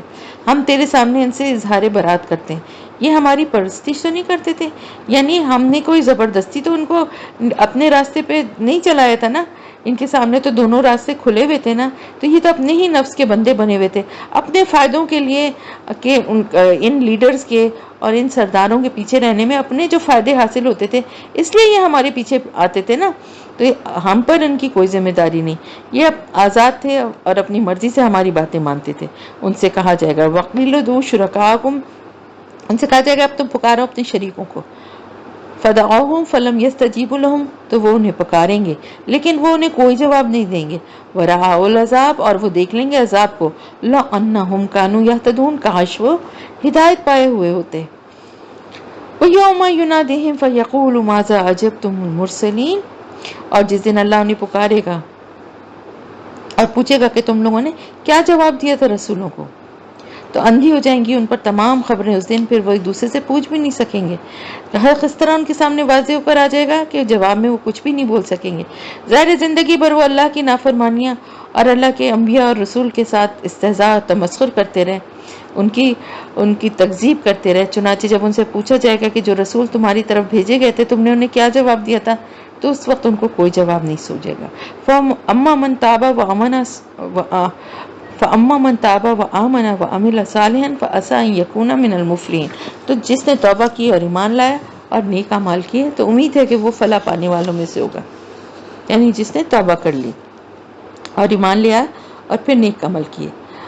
اور آپ کا رب پیدا کرتا ہے جو چاہتا ہے اور منتخب کر لیتا ہے جسے چاہتا ہے، یعنی اللہ کے فیصلے ہیں، اللہ نے اپنے نبیوں میں سے جس کو چاہا اس کو چنا، اور اسی طرح اپنے نیک بندوں میں سے بھی اپنے کام کے لیے وہ جس کو چاہتا ہے اس کو چن لیتا ہے، یہ خالصتاً اللہ کا فیصلہ ہے۔ اور جبکہ ان کو کچھ بھی اختیار نہیں، اللہ پاک ہے اور بہت بلند ہے اس سے جو یہ لوگ شرک کرتے ہیں۔ اور آپ کا رب خوب جانتا ہے جو کچھ چھپاتے ہیں ان کے سینے اور جو کچھ وہ ظاہر کرتے ہیں۔ وَهُوَ اللَّهُ لَا إِلَٰهَ إِلَّا هُوَ، اور وہی ہے اللہ، اس کے علاوہ کوئی الہ نہیں۔ لَهُ الْحَمْدُ فِي الْأُولَىٰ وَالْآخِرَةِ، اور اسی کے لیے حمد دنیا میں بھی اور آخرت میں بھی۔ وَلَهُ الْحُكْمُ وَإِلَيْهِ تُرْجَعُونَ، اور اسی کا حکم ہے اور اسی کی طرف تم سب لوٹائے جاؤ گے۔ آپ کہیے کیا تم لوگوں نے کبھی غور کیا کہ اگر اللہ تم پر رات مسلط کر دے ہمیشہ کے لیے قیامت کے دن تک، تو کون الہ ہوگا اللہ کے سوا جو تمہارے لیے روشنی لائے گا؟ تو کیا تم لوگ سنتے نہیں ہو؟ قُلْ أَرَأَيْتُمْ إِنْ جَعَلَ اللَّهُ عَلَيْكُمُ النَّهَارَ سَرْمَدًا إِلَىٰ يَوْمِ الْقِيَامَةِ، اور آپ یہ بھی کہہ دیجئے کہ کیا تم لوگوں نے کبھی ایسا سوچا ہے کہ اگر اللہ تم پر ہمیشہ کے لیے دن کو ہی قائم کر دے قیامت کے دن تک؟ دونوں صورتیں سوچیں۔ تو کون ہے الہ اللہ کے سوا جو تمہارے لیے رات لائے گا جس میں تم آرام کر سکو؟ کیا تم لوگ دیکھتے نہیں ہو؟ اور اس کی رحمت میں سے ہے کہ اس نے تمہارے لیے رات اور دن بنائے، یعنی دونوں بنائے، جس میں تاکہ تم رات میں تم لوگ آرام کرو اور دن میں اس کا فضل تلاش کرو، تاکہ تم اس کی شکر گزار بنو، اس کی شکر ادا کرنے والے بنو، اس کی نعمتوں کا شکر ادا کرو۔ وَيَوْمَ يُنَادِيهِمْ فَيَقُولُ أَيْنَ شُرَكَائِيَ الَّذِينَ كُنتُمْ تَزْعُمُونَ، اور جس دن وہ انہیں پکارے گا اور پوچھے گا کہاں ہیں میرے وہ شریک جن کا تم لوگوں کو زعم تھا، اور ہم نکالیں گے ہر امت میں سے ایک گواہ، اور وہ کون ہوگا؟ ہر امت کا ہر جو ہے رسول یا پیغمبر جو ہے نا وہ اس کا گواہ ہوگا۔ فَقُلْنَا هَاتُوا بُرْهَانَكُمْ، پھر ہم کہیں گے کہ تم اپنی دلیل پیش کرو، یعنی پھر اس کو گواہ کو کھڑا کر کے اور اس امت سے پوچھا جائے گا کہ تم لوگ بتاؤ کہ تمہارے ساتھ کیا معاملہ تھا، ہمارے رسول نے تو گواہی دے دی کہ اس نے میرا پیغام آپ لوگوں تک پہنچا دیا تھا، اب تمہارے پاس کیا عذر ہے؟ اگر ہے کوئی تو پیش کرو۔ تو وہ جان لیں گے کہ حق تو اللہ ہی کی طرف ہے، کہ فیصلہ اب اللہ کے ہاتھ میں اور وہی حق ہوگا، اور ان کو یقین ہو جائے گا کہ وہ عذاب کے مستحق ہو چکے ہیں۔ ضل عنہم ما کانوا یفترون، اور گم ہو جائے گا ان سے وہ سب کچھ جو وہ افترا کرتے رہے تھے۔ اب قارون کا یہاں پر ذکر آ رہا ہے۔ ان قارون کان من قوم موسیٰ، یقیناً قارون موسیٰ علیہ السلام کی قوم ہی میں سے تھا، یعنی قارون جو تھا وہ اس کے فرعون کے وزراء جو تھے اور درباری جو تھے ان میں شامل تھا، جبکہ تھا در حقیقت وہ بنی اسرائیل کا، لیکن یہ اس طرح کا کیریکٹر تھا جیسے کہ آپ دیکھیں یہاں پہ جب انگریزوں کی حکومت تھی سب کانٹیننٹ میں، تو انہوں نے جیسے مسلمانوں میں سے بھی اور ہندوؤں میں سے بھی ان کے اندر سے ہی لوگوں کو جو ہے وہ خرید لیا تھا، ان کو جاگیریں دے دی گئی تھیں، انہیں بڑے بڑے عہدے دے دیے گئے تھے، انہیں زمینیں الاٹ کر دی گئی تھیں، اور اس کے عوض ان سے کیا کام لیا جاتا تھا؟ ان کی غیرت اور وفاداری کو خرید کر ان کو ان کی ہی قوم کے خلاف استعمال کیا گیا تھا۔ اسی طرح فرعون کی حکومت میں بھی بنی اسرائیل کے اندر ایک ایسا ضمیر فروش طبقہ تھا، ہو جاتے ہیں نا ایسے لوگ پیدا، جب دیکھتے ہیں کہ مظالم بہت ہو رہے ہیں قوم کے اوپر، تو اس میں سے کچھ لوگ لالچ میں آ جاتے ہیں اور منصب اور دولت کے حصول کے لیے نا جو حکمران طبقہ ہے اس کے ساتھ شامل ہو کے اور پھر اپنی ہی قوم کی انفارمیشن دیتے ہیں اور اپنی ہی قوم پہ اور مزید جو مظالم ہے وہ کرواتے ہیں۔ تو قارون اسی طبقے کا ایک معزز فرد تھا، یعنی یہ شخص نہ صرف بنی اسرائیل میں سے تھا بلکہ حضرت موسیٰ علیہ السلام کا حقیقی چچا زاد بھائی بھی تھا۔ اس کو دربار میں فرعون کے دربار میں خاص مقام حاصل تھا، اور اپنی اس حیثیت سے فائدہ اٹھا کر اس نے اس قدر دولت اکٹھی کر رکھی تھی کہ آج بھی اس کا نام جو ہے ایک ضرب المثل کی حیثیت رکھتا ہے، جسے کہتے ہیں نا قارون کا خزانہ۔ فبغى علیہم، لیکن اس نے ان کے خلاف سرکشی کی۔ کس کے خلاف؟ اپنی قوم کے خلاف، اپنی قوم سے غداری کی اور فرعون کی خوشنودی حاصل کرنے کے لیے اپنی ہی قوم کے خلاف ظلم اور زیادتی پر مبنی سرگرمیوں میں مصروف رہا۔ اللہ تعالیٰ فرمانے ہیں اس کو ہم نے اتنے خزانے دے رکھے تھے کہ ان کی چابیاں ایک طاقتور جماعت مشکل سے اٹھا سکتی تھی۔ اب ایک بات تو یہ ہے کہ خزانہ کتنا ہوگا، اس سے اندازہ لگائیں کہ چابیاں ایک پوری جماعت، ایک طاقتور جماعت مشکل سے اٹھا سکتی ہے۔ دوسری یہ بات بھی ذہن میں رکھیں کہ اس دور میں آج جیسے یہ اتنی سی چابیاں اور تالے ہیں ایسے نہیں ہوتا تھا، بلکہ بڑی بڑی چابیاں بھی بہت بڑی بڑی ہوتی تھیں اور بڑی بڑی دھاتوں اور لکڑیوں سے بنی ہوئی ہوتی تھیں، اور دروازوں میں تالے بھی بہت بڑے ہوتے تھے۔ تو وہ بھی ظاہر ہے ایک یہ بھی فیکٹر ہے کہ وہ بہت ان کو اٹھانے کے لیے لوگ بھی زیادہ چاہیے ہوں گے، لیکن بہرحال خزانہ بہت بڑا خزانہ تھا اس کے پاس۔ اس قال لہو قومہ لا تفرح، جب اس سے کہا اس کی قوم کے لوگوں نے کہ اتراؤ مت. بالکل ویسے ہی جیسے سورہ کہف میں دو لوگ تھے نا، جس میں سے ایک نے کہا کہ بھائی اپنی دولت پہ اتراؤ مت. تو اسی طرح سے ان کی قوم جو تھی، بنی اسرائیل جو تھی، ان میں بھی کچھ نیک اور اچھے لوگ تھے. تو وہ انہوں نے اس کو کہا کہ بھائی دیکھو، ٹھیک ہے اللہ نے تمہیں بہت دولت دی ہے، لیکن اللہ کا شکر ادا کرو. اللہ تعالیٰ، یقیناً اللہ تعالیٰ اترانے والوں کو پسند نہیں کرتا، اور جو کچھ اللہ نے تمہیں دیا ہے اس سے دار آخرت حاصل کرنے کی کوشش کرو. یعنی یہ دولت اللہ کی دی ہوئی ہے، اسے زیادہ سے زیادہ اس کے راستے میں خرچ کرو، اور اپنے لیے آخرت کی جو بھلائی ہے وہ جمع کرنے کی کوشش کرو، اور مت بھولو تم دنیا سے اپنا حصہ. یعنی تیسری نصیحت کیا کی کہ ایک تو یہ کہ اتراؤ نہیں، تکبر نہ کرو، گھمنڈ نہ کرو، جو کچھ اللہ نے دیا ہے اس کا احساس رکھو کہ یہ اللہ کی طرف سے عطا کردہ ہے، اور پھر جو کچھ دیا ہے اس کو دوسرے لوگوں کی مدد کے لیے اللہ کی راہ میں خرچ کرو، تاکہ تمہاری آخرت کے لیے تمہاری جو ہے وہ نیکیاں جمع ہوں. تیسری بات یہ کہ اپنا حصہ بھی لو. یعنی اگر اللہ نے تمہیں دولت دی ہے تو پھر یہ ہے کہ اس کو اپنی ذات پر بھی خرچ کرو. اس سے اندازہ ہوتا ہے کہ قارون جو تھا وہ کنجوس بھی بہت تھا، اور وہ بس دولت جمع ہی کرتا جا رہا تھا، خرچ کرنے سے گھبراتا تھا، یہاں تک کہ جو اپنی ذاتی ضروریات تھیں وہ بھی پوری نہیں کرتا تھا، ان کو بھی نظر انداز کر دیتا تھا. اور لوگوں کے ساتھ احسان کرو جیسے اللہ نے تمہارے ساتھ احسان کیا. یعنی اللہ نے تمہیں دولت دی ہے تو یہ اللہ کا تم پر بہت بڑا احسان ہے، لہٰذا تمہیں چاہیے کہ لوگوں پر بھی احسان کرو، اور اپنے اور غیر کی تفریق کے بغیر غریبوں، مسکینوں اور محتاجوں کی مدد کرو. وَلَا تَبْغِ الْفَسَادَ فِي الْأَرْضِ إِنَّ اللَّهَ لَا يُحِبُّ الْمُفْسِدِينَ، اور زمین میں مت فساد پھیلاؤ، یقیناً اللہ فساد مچانے والوں کو، فساد پھیلانے والوں کو پسند نہیں کرتا. اب وہ کون سا فساد تھا؟ فساد یہ تھا کہ موسیٰ علیہ السلام ظاہر نبوت کے فرائض کی ادائیگی میں لگے ہوئے تھے، اور آپ کے معاشرے کے کچھ لوگ تو آپ کا ساتھ دے رہے تھے، آپ کا ہاتھ بٹا رہے تھے، لیکن کچھ لوگ آپ کی راہ میں روڑے بھی اٹکا رہے تھے اور آپ کی مشن کو ناکام بنانے کے لیے سازشوں میں مصروف تھے. تو قارون اور اس کے ساتھی جو تھے وہ اس گروہ سے ہی تعلق رکھتے تھے، جو کہ فرعون کو ان کی انفارمیشن دیتے تھے، اور ان کے خلاف جو بھی فرعون کے ارادے ہوتے تھے اس میں شامل ہوتے تھے. تو اس طرح فساد جو تھے دین کی، یعنی دین کی کوششیں، جو دین کو پھیلانے کی جو کوششیں تھیں ان کو روکنا اور ان کا حصہ نہ بننا، یہ فساد ہے. تو اس نے کیا کہا؟ اس نے کہا قال انما اوتیتہ علی علم عندی، اس نے کہا مجھے تو یہ سب کچھ اپنے علم کی بنیاد پہ ملا ہے جو میرے پاس ہے. یعنی تم کیا سمجھتے ہو کہ یہ سب کچھ مجھے، یہ دولت مجھے اللہ نے دی ہے؟ یہ تو میری اپنی عقل ہے، یہ تو میری اپنی ذہانت ہے، محنت ہے کہ میں نے اتنی اعلیٰ منصوبہ بندی کی اور اس کی وجہ سے میں نے ساری دولت جمع کی اور کمائی ہے. تو میں کیوں، یہ کوئی اللہ کی طرف سے ہے ہی نہیں جو میں اس کے اوپر، میں اللہ کا کس بات پہ میں اللہ کی راہ میں خرچ کروں. تو اللہ تعالیٰ نے فرمایا کیا اسے معلوم نہیں کہ اللہ سے پہلے کتنی قوموں کو ہلاک کر چکا ہے جو طاقت اور مال و اسباب کی فراوانی میں سے کہیں بڑھ کر تھی، اور اللہ کے یہاں مجرم لوگوں سے ان کی خطاؤں کے بارے میں پوچھا بھی نہیں جاتا.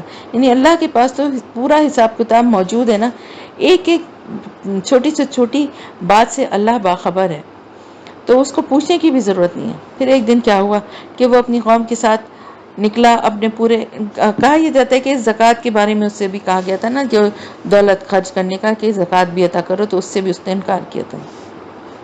پھر ایک دن وہ نکلا اپنی قوم کے سامنے اپنے پورے ٹھاٹ باٹ سے، یعنی بڑی روب جمانے کے لیے اپنے سارے خدام کو لے کے دولت اور آرائش اور زیبائش کا اظہار کرتے ہوئے نکلا. اب اس کی شان و شوکت دیکھ کر کہا ان لوگوں نے جو خواہش مند تھے دنیا کی زندگی کے، کاش یہ سب کچھ ہمارے لیے بھی ہوتا جو قارون کو ملا ہے. انہ لذو حظ عظیم، یقیناً وہ تو بڑا نصیب والا ہے، یعنی بڑا رش کیا کہ بھائی تو بڑے قسمت والا ہے، دیکھو کتنا اس کو دولت ملی ہے اور کیسا اس کے عیش ہیں، کیسا زبردست طریقے سے نکلا ہے. قال الذین اوتوا العلم، اور کہا ان لوگوں نے جنہیں علم بتا ہوا تھا، یعنی اس معاشرے میں، ان کے اس معاشرے میں جو نیک لوگ تھے اور جو علم رکھتے تھے، اصحاب علم و فہم تھے، انہوں نے یہ ساری جو اس کی ٹھاٹ باٹ اور زیب و زینت دیکھی تو ان کو اس کی اصل حقیقت کا اندازہ تھا. انہوں نے لوگوں کو سمجھایا کہ اس کی ٹھاٹ باٹ سے متاثر نہ ہوں، انہوں نے کہا افسوس ہے تم پر، اللہ کا ثواب اس سے کہیں بہتر ہے اس شخص کے لیے جو ایمان لایا اور اس نے نیک عمل کیے، اور وہ نہیں ملے گا مگر ان لوگوں کو جو صبر کرنے والے ہیں۔ فخسفنا به وبداره الارض، تو ہم نے اسے اور اس کے محل کو زمین میں دھسا دیا، یعنی اس کی وہ ساری دولت اور خزانوں کے ساتھ اس کو بھی اللہ نے زمین میں دھسا دیا۔ تو اس کے لیے نہ تو کوئی ایسا لشکر تھا جو اس کی مدد کرتا اللہ کے مقابلے میں، وما کان من المنتصرین، اور نہ وہ خود اس قابل تھا کہ بدلہ لینے والوں میں سے ہوتا، یعنی اپنے تمام لاؤ لشکر اور جاہ و جلال کے باوجود وہ اس قابل نہ تھا کہ معاذ اللہ سے اپنی بربادی کا انتقام لے سکتا۔ وَأَصْبَحَ الَّذِينَ تَمَنَّوْا مَكَانَهُ بِالْأَمْسِ يَقُولُونَ، اور وہ لوگ جنہوں نے کل اس کے مرتبے کی تمنا کی تھی اب وہ یہ کہہ رہے تھے وَكَأَنَّ اللَّهَ يَبْسُطُ الرِّزْقَ لِمَن يَشَاءُ مِنْ عِبَادِهِ وَيَقْدِرُ، ہائے افسوس، اللہ ہی کشادہ کرتا ہے جس کا رزق چاہتا ہے، اس کے لیے رزق وہ کشادہ کرتا ہے اپنے بندوں میں سے، اور وہی اس کو اندازے سے دیتا ہے یا تنگ کرتا ہے۔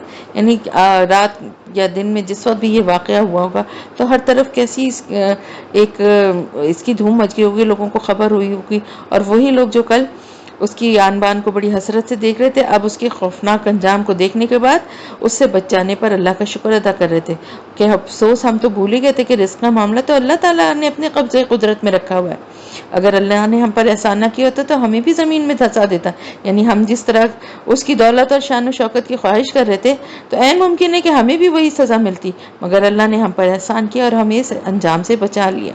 وَكَأَنَّهُ لَا يُفْلِحُ الْكَافِرُونَ، افسوس کہ کافر بالکل فلاح نہیں پائیں گے۔ اور یہ آخرت کا گھر تو ہم نے ان لوگوں کے لیے مخصوص ہم کرتے ہیں جو نہ تو زمین میں اقتدار اور اختیار چاہتے ہیں اور نہ ہی فساد مچانا چاہتے ہیں۔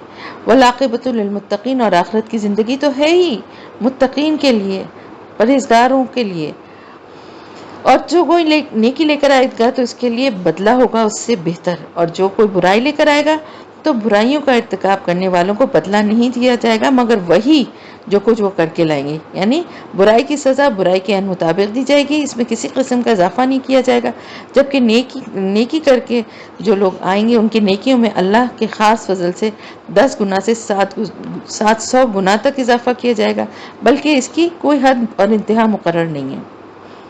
ان الذین فرض علیک القرآن لرادک الی معاد، اے نبی صلی اللہ علیہ وسلم یقیناً جس نے آپ پر قرآن کی ذمہ داری ڈالی ہے وہ آپ کو پہنچا کر رہے گا ایک بہت اچھی لوٹنے کی جگہ پر، اور وہ لوٹنے کی جگہ جو ہے ظاہر جنت الفردوس تو ہے ہی، لیکن اس کے علاوہ مقام محمود جہاں پہ ان کو آپ صلی اللہ علیہ وسلم جو ہے وہ شفاعت فرمائیں گے، وہ مقام جو ہے اس پہ آپ صلی اللہ علیہ وسلم کو اللہ نے وہ بھی نصیب فرمایا ہے، تو لوٹنے کی جگہ بہت ہی اعلیٰ اور عمدہ ہوگی۔ آپ کہہ دیجئے کہ میرا رب خوب جانتا ہے کہ کون ہدایت لے کر آیا اور کون ہے جو کھلی گمراہی میں پڑا ہوا ہے۔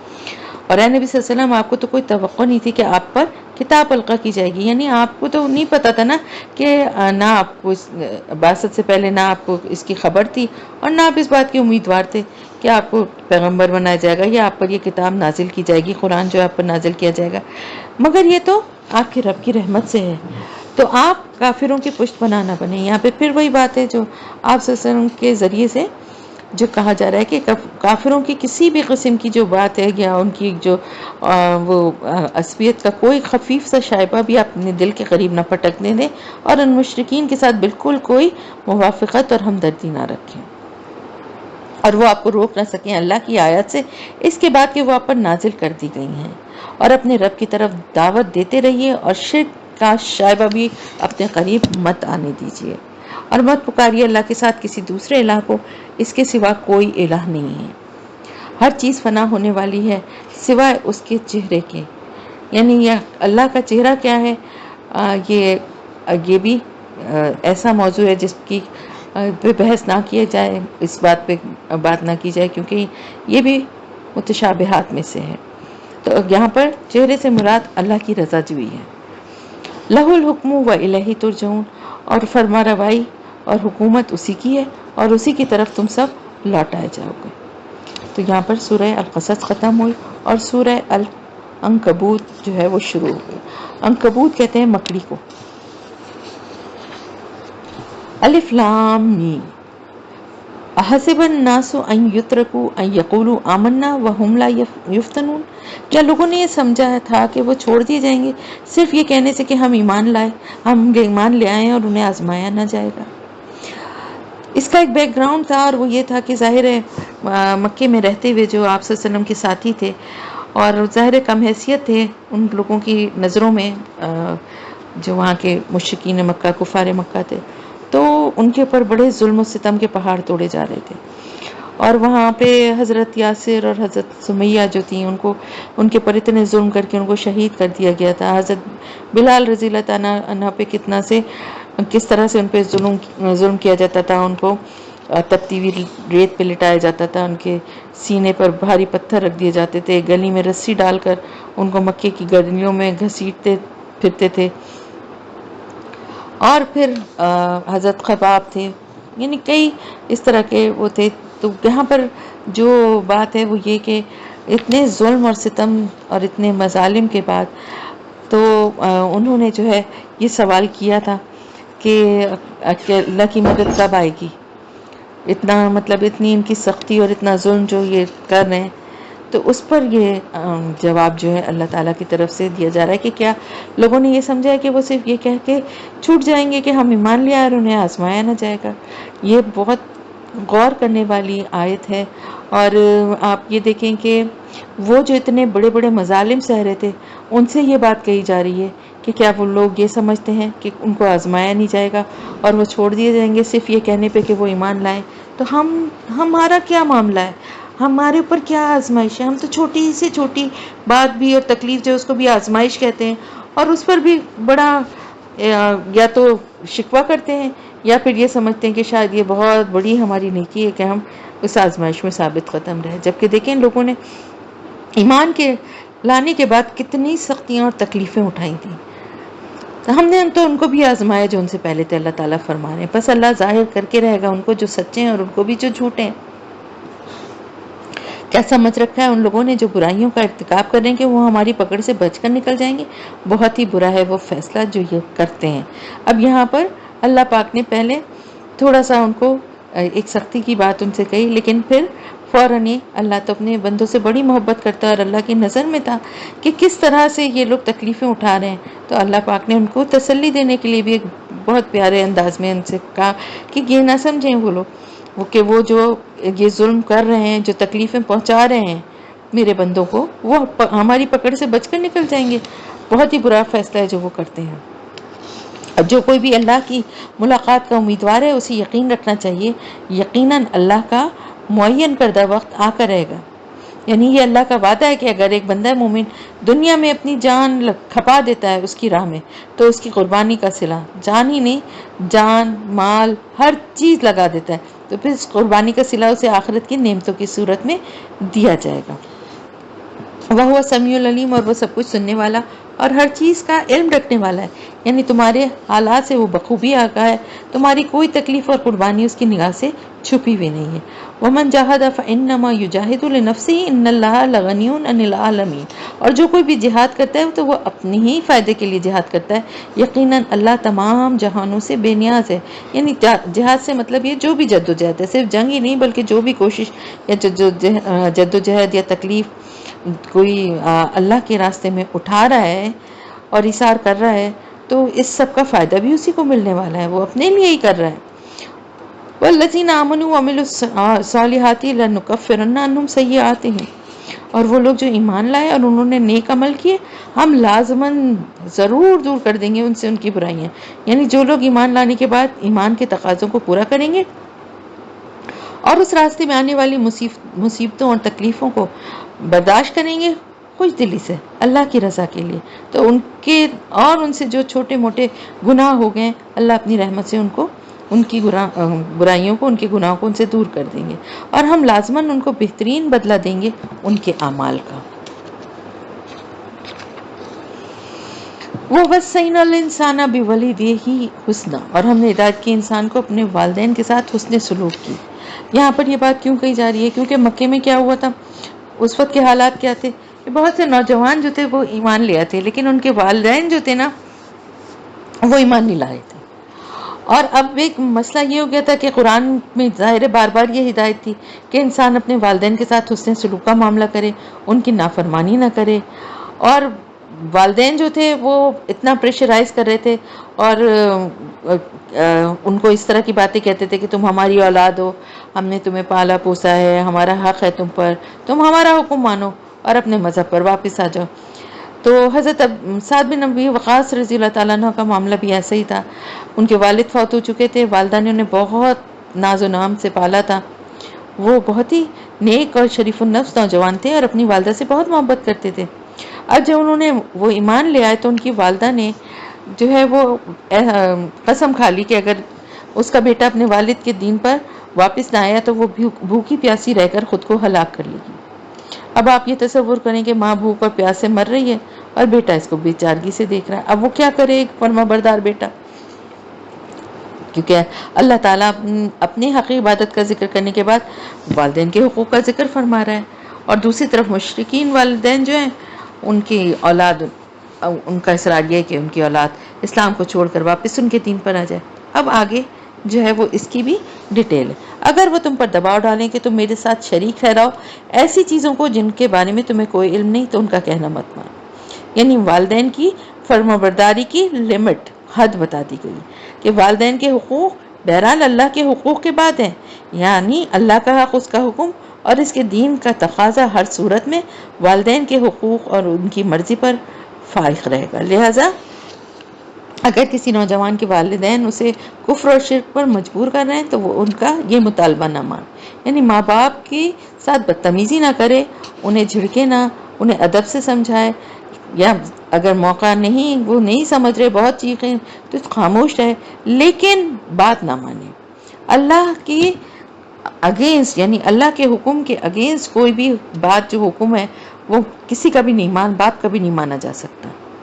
میری طرف تمہیں لوٹ کر نہ آنا ہے، پھر میں تمہیں بتا دوں گا جو کچھ تم کرتے رہو۔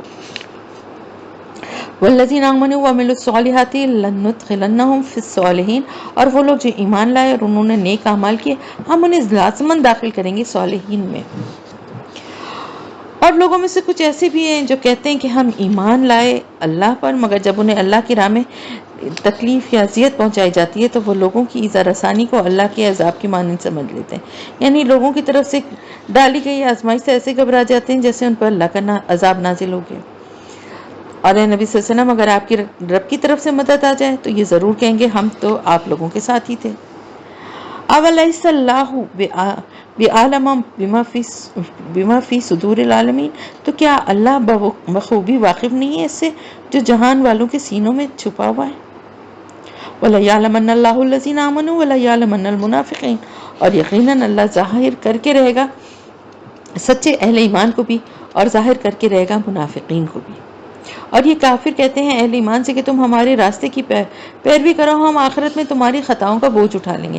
یعنی اس طرح کی باتیں بھی کرتے تھے کہ جو بڑے بوڑھے تھے وہ نوجوانوں کو سمجھاتے تھے کہ دیکھو تم تو ابھی تمہارے سامنے تو پوری زندگی ہے، تمہارا کاروبار ہے، آگے تمہارا روشن مستقبل ہے، اور تم ایسی راستے کو اپنانے جا رہے ہو جس میں مشکلات، پریشانیاں اور افلاس کے سوا تمہیں کچھ بھی نہیں ملے گا۔ اب دیکھو ہم بھی تو تم کو سمجھا رہے ہیں، ہمیں بھی تو کچھ تجربہ ہے نا زندگی کا، ہم نے بھی تو یہ باتیں سنی ہے نا نئے دین کی، مگر ہم تو تمہاری طرح جذباتی نہیں ہوئے، ہم نے تو پوری طرح سوچ سمجھ کے ان باتوں کا تجزیہ کیا اور پھر ہمیں اس نتیجے پر پہنچیں کہ ہمارا فائدہ تو اپنے پرانے طریقے اور اپنے باپ دادا کی دین کی پیروی میں، اب تم بھی ہماری بات مانو اور اپنے اس پرانے طریقے پر واپس آ جاؤ۔ اچھا چلو، اگر کوئی آخرت کا احتساب ہوگا بھی تو اس کی ذمہ داری ہم اٹھاتے ہیں تمہاری طرف سے کہ اگر وہاں کوئی سزا ہوئی تو ہم تمہاری جگہ بھگت لیں گے۔ اور بہت حیرت کی اور افسوس کی بات ہے کہ کچھ مومنین اہل ایمان بھی اس قسم کی بات کرتے ہیں کہ چلو چھوڑو، میرے کہنے سے کر لو یہ کام، جو تمہارے بجائے میں اللہ تعالیٰ کو میں جواب دے دوں گی، مجھے اس کا گناہ ہو جائے۔ بڑی حیرت کی افسوس کی بات ہے کہ اس چیز کا خوف نہیں ہوتا، اور میں نے خود کچھ کسی کو کہتے ہوئے سنا اور مجھے بڑی حیرت ہوئی، اور وہ نہیں اٹھانے والے ان کی خطاؤں میں سے کچھ بھی، یقیناً وہ جھوٹ بول رہے ہیں۔ یعنی اللہ تعالیٰ فرما رہے ہیں کہ وہ جو کچھ بھی کہہ رہے ہیں تو جھوٹ ہے، کہاں سے کسی کی سزا کوئی بھگتے گا۔ وَلَا يَحْمِلُنَّ أَثْقَالَهُمْ وَأَثْقَالًا مَعَ أَثْقَالِهِمْ، البتہ وہ لازمی اٹھائیں گے اپنے بوجھ بھی اور ان کے ساتھ کچھ دوسرے بوجھ بھی۔ یعنی آخرت میں اپنے تو بوجھ اٹھائیں گے ہی اور اپنی گمراہی کی سزا بھگت رہے ہوں گے، بلکہ دوسرے لوگوں کو گمراہ کرنے کا خمیازہ بھی بھگت رہے ہوں گے۔ لیکن اے اہل ایمان، اگر تم میں سے کوئی خطا کرے گا تو اس کے لیے وہ خود ہی جواب دے ہوگا، تمہاری کسی خطا کا بوجھ یہ لوگ نہیں اٹھا سکیں گے۔ یعنی اگر ان کے کہے میں آ کے تم کسی گناہ کے ارتکاب کرتے ہو تو ان کو تو ڈبل گناہ ملے گا، جنہوں نے یہ کہا ہے کہ ہمارے ذمہ ہو، ہم اس کی ذمہ داری لیتے ہیں، لیکن اس کا یہ مطلب نہیں کہ تم چھوٹ جاؤ گے، تمہارے گناہ کا حساب تم سے بھی لیا جائے گا، اور ان سے وَلَا يَسْأَلُنَّ يَوْمَ الْقِيَامَةِ عَمَّا كَانُوا يَفْتَرُونَ، اور ان سے ضرور پوچھ گچھ ہوگی، پاس پرس ہوگی قیامت کے دن اس کے بارے میں جو یہ جھوٹ گڑھ رہے ہیں، کہ کہاں سے ان کو یہ بات پتہ چلی، کس بات کی بیس پر یہ اس طرح کا تمہیں تسلی دے رہے ہیں اور وعدہ کر رہے ہیں۔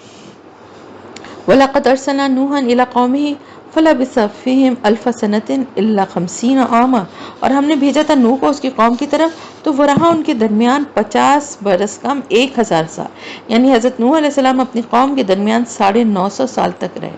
950 سال کا طویل عرصہ انہوں نے اپنی قوم کے ساتھ گزارا، ان کی مخالفت، ان کی دشمنی، ان کی طنز اور استہزاء اور ان کے ہر طرح کے مظالم اور تکلیفوں کا انہوں نے سامنا کیا۔ یہ بات یہاں پر کیوں کہی گئی ہے 950 سال کا؟ کیونکہ مکے میں جو حالات تھے اور جس طرح کی تکلیفیں اور اس سے لوگوں کو جو پہنچ رہی تھیں، اور اس کے وجہ سے جو ان کے دل یعنی پریشان ہو رہے تھے، اور وہ یہ سوچتے تھے کہ کتنا لمبا ہو گیا یہ عرصہ، تو بتایا جا رہا ہے کہ یہ تو کچھ بھی نہیں ہے، انہوں نے تو 950 سال کا عرصہ گزارا تھا اپنی قوم کے ساتھ، صرف 50 یا 80 لوگ ایمان لائے تھے۔ تو اے مسلمانوں، تم لوگ چند برسوں میں ہی گھبرا گئے ہو۔ فَأَخَذَهُمُ الطُّوفَانُ وَهُمْ ظَالِمُونَ، تو ان کو آپ پکڑا طوفان نے اور وہ ظالم تھے، تو ہم نے بچا لیا اس کو، یعنی نوح علیہ السلام کو اور کشتی والوں کو، اور اسے بنا دیا ہم نے تمام جہان والوں کے لیے ایک نشانی۔ وَإِبْرَاهِيمَ إِذْ قَالَ لِقَوْمِهِ اعْبُدُوا اللَّهَ وَاتَّقُوهُ، اور ابراہیم علیہ السلام کو بھی رسول بنا کر بھیجا جب اس نے کہا اپنی قوم سے کہ اللہ کی بندگی کرو اور اس کا تقوی اختیار کرو۔ اب یہاں پر ان تمام پیغمبروں کے واقعات کس انداز میں بتائے جا رہے ہیں کہ دیکھو ان کی کوششیں، دیکھو اور ان کی تکلیفیں، دیکھو کہ انہوں نے کتنی مشکلات کا اور کتنے سخت حالات کا انہوں نے سامنا کیا، مقابلہ کیا، تاکہ ان کو بھی حوصلہ ہو کہ یہ کوئی ایسی نئی اور انوکھی بات نہیں ہے جو ان کو مخالفت اور تکلیفیں جو اس راہ میں برداشت کرنی پڑ رہی ہیں، یہی تمہارے لیے بہتر ہے اگر تم علم رکھتے ہو۔ حضرت ابراہیم علیہ السلام نے کہا اپنی قوم سے، انما تعبدون من دون اللہ اوثانا وتخلقون افکا، تم عبادت کر رہے ہو اللہ کو چھوڑ کر، یہ تو صرف بت ہے اور تم ایک جھوٹ گڑھ رہے ہو، یعنی تمہیں خود بھی اندازہ ہے کہ یہ تمہارے اپنے بنائے ہوئے ہیں، تو ظاہر ہے تمہارے رب کس طرح ہو سکتے ہیں، اور اس کی کوئی دلیل بھی نہیں ہے تمہارے پاس، نہ عقلی طور پر نہ ہی اللہ کی کسی نازل کردہ کتاب سے۔ جن کی تم عبادت کرتے ہو اللہ کے سوا، وہ تمہیں رزق دینے کا کچھ اختیار نہیں رکھتے، بس تم اللہ ہی کے پاس رزق کے طالب بنو، اللہ سے ہی مانگو اور اسی کی عبادت کرو اور اسی کا شکر ادا کرو، اسی کی طرف تم لوٹا دیے جاؤ گے۔ اب یہاں پر حضرت ابراہیم علیہ السلام کی بات کو بیچ میں چھوڑ کر اور پھر مشرکین سے جو بات ہو رہی تھی، اللہ پاک اور مشرکین سے خطاب کر رہے ہیں، ان براہ راست اگلی آیت میں خطاب ہے مشرکین سے، اور اگر تم جھٹلا رہے ہو تو یاد رکھو تم سے پہلے بہت سی قومیں جھٹلا چکی ہیں۔ اب آپ دیکھیں کہ بہت ساری چیزیں ایسی ہوتی ہیں کہ جن کو جب تک آپ پڑھتے اور سمجھتے نہیں ہیں تو آپ کو اندازہ نہیں ہوتا کہ کہاں پہ کون سی بات ختم ہوئی اور کون سی بات شروع ہوئی۔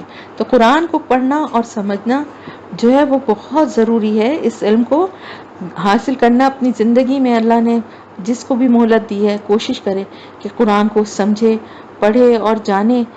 بہت کچھ نصیحتیں ہیں اور بہت سی باتیں ہیں ہمارے جاننے کے لیے، اور اگر تم جھٹلا رہے ہو تو یاد رکھو تم سے پہلے بہت سی قومیں جھٹلا چکی ہیں۔ وَمَا عَلَى الرَّسُولِ إِلَّا الْبَلَاغُ الْمُبِينُ، اور رسول پر کوئی ذمہ داری نہیں ہے سوائے صاف صاف پہنچا دینے کے۔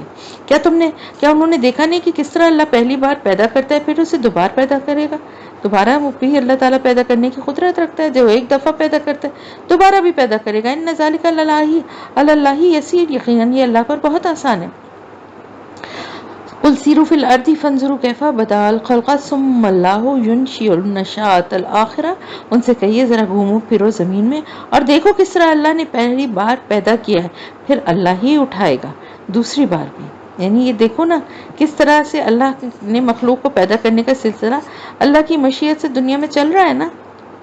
ایک نسل ختم ہوتی ہے تو دوسری پیدا ہو جاتی ہے، تو آخرت میں بھی انسانوں کو پھر سے زندہ کرے گا۔ یقیناً اللہ ہر شے پر قادر ہے، وہ جسے چاہے گا عذاب دے گا اور جس پر چاہے گا رحم فرمائے گا، اور اسی کی طرف تم لوٹا دیے جاؤ گے۔ وَمَا أَنْتُمْ بِمُعْجِزِينَ فِي الْأَرْضِ وَلَا فِي السَّمَاءِ، اور تم اسے عاجز نہیں کر سکتے زمین میں اور نہ آسمان میں، یعنی اس کے اختیار سے تم کہیں پر بھی باہر نہیں نکل سکتے، اور نہیں اللہ کے مقابلے میں تمہارا کوئی حمایتی اور نہ ہی کوئی مددگار۔ وَالَّذِينَ كَفَرُوا بِآيَاتِ اللَّهِ وَلِقَائِهِ،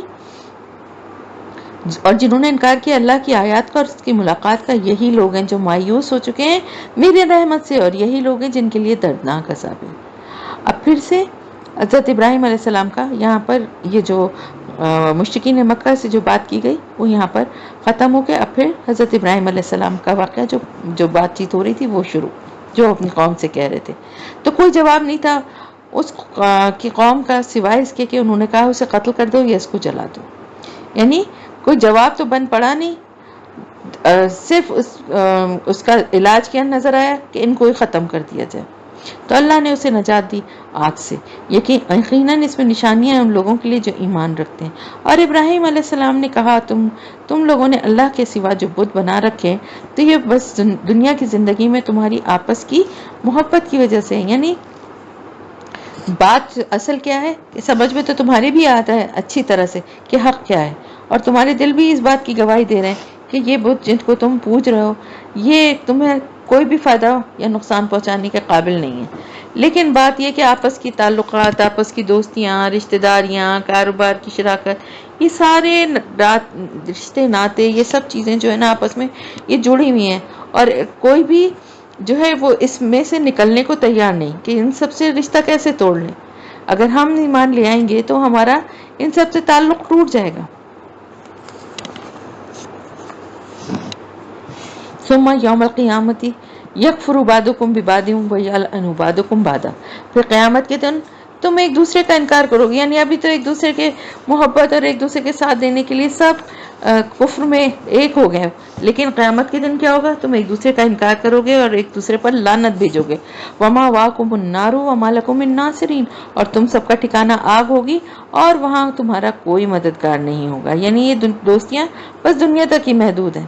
کل قیامت کے دن یہ دوست اور رشتہ دار تمہیں پہچاننے سے بھی انکار کر دیں گے، اور انجام کو دیکھنے کے بعد تم لوگ آپس میں ایک دوسرے کو اس کا ذمہ دار ٹھہراؤ گے اور ایک دوسرے پر لعنت بھیجو گے۔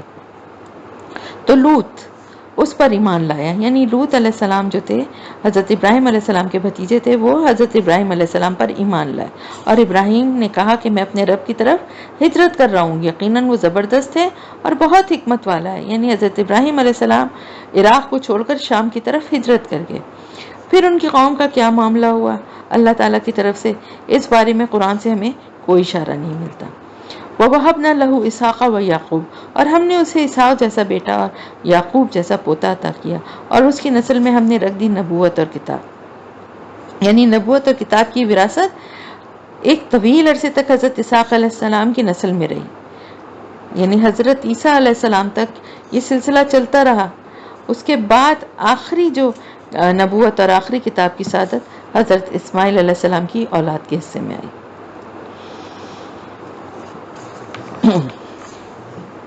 اور ہم نے اسے دنیا میں بھی اس کا اجر ادا کیا اور آخرت میں بھی وہ یقیناً ہمارے نیک بندوں میں سے ہوگا۔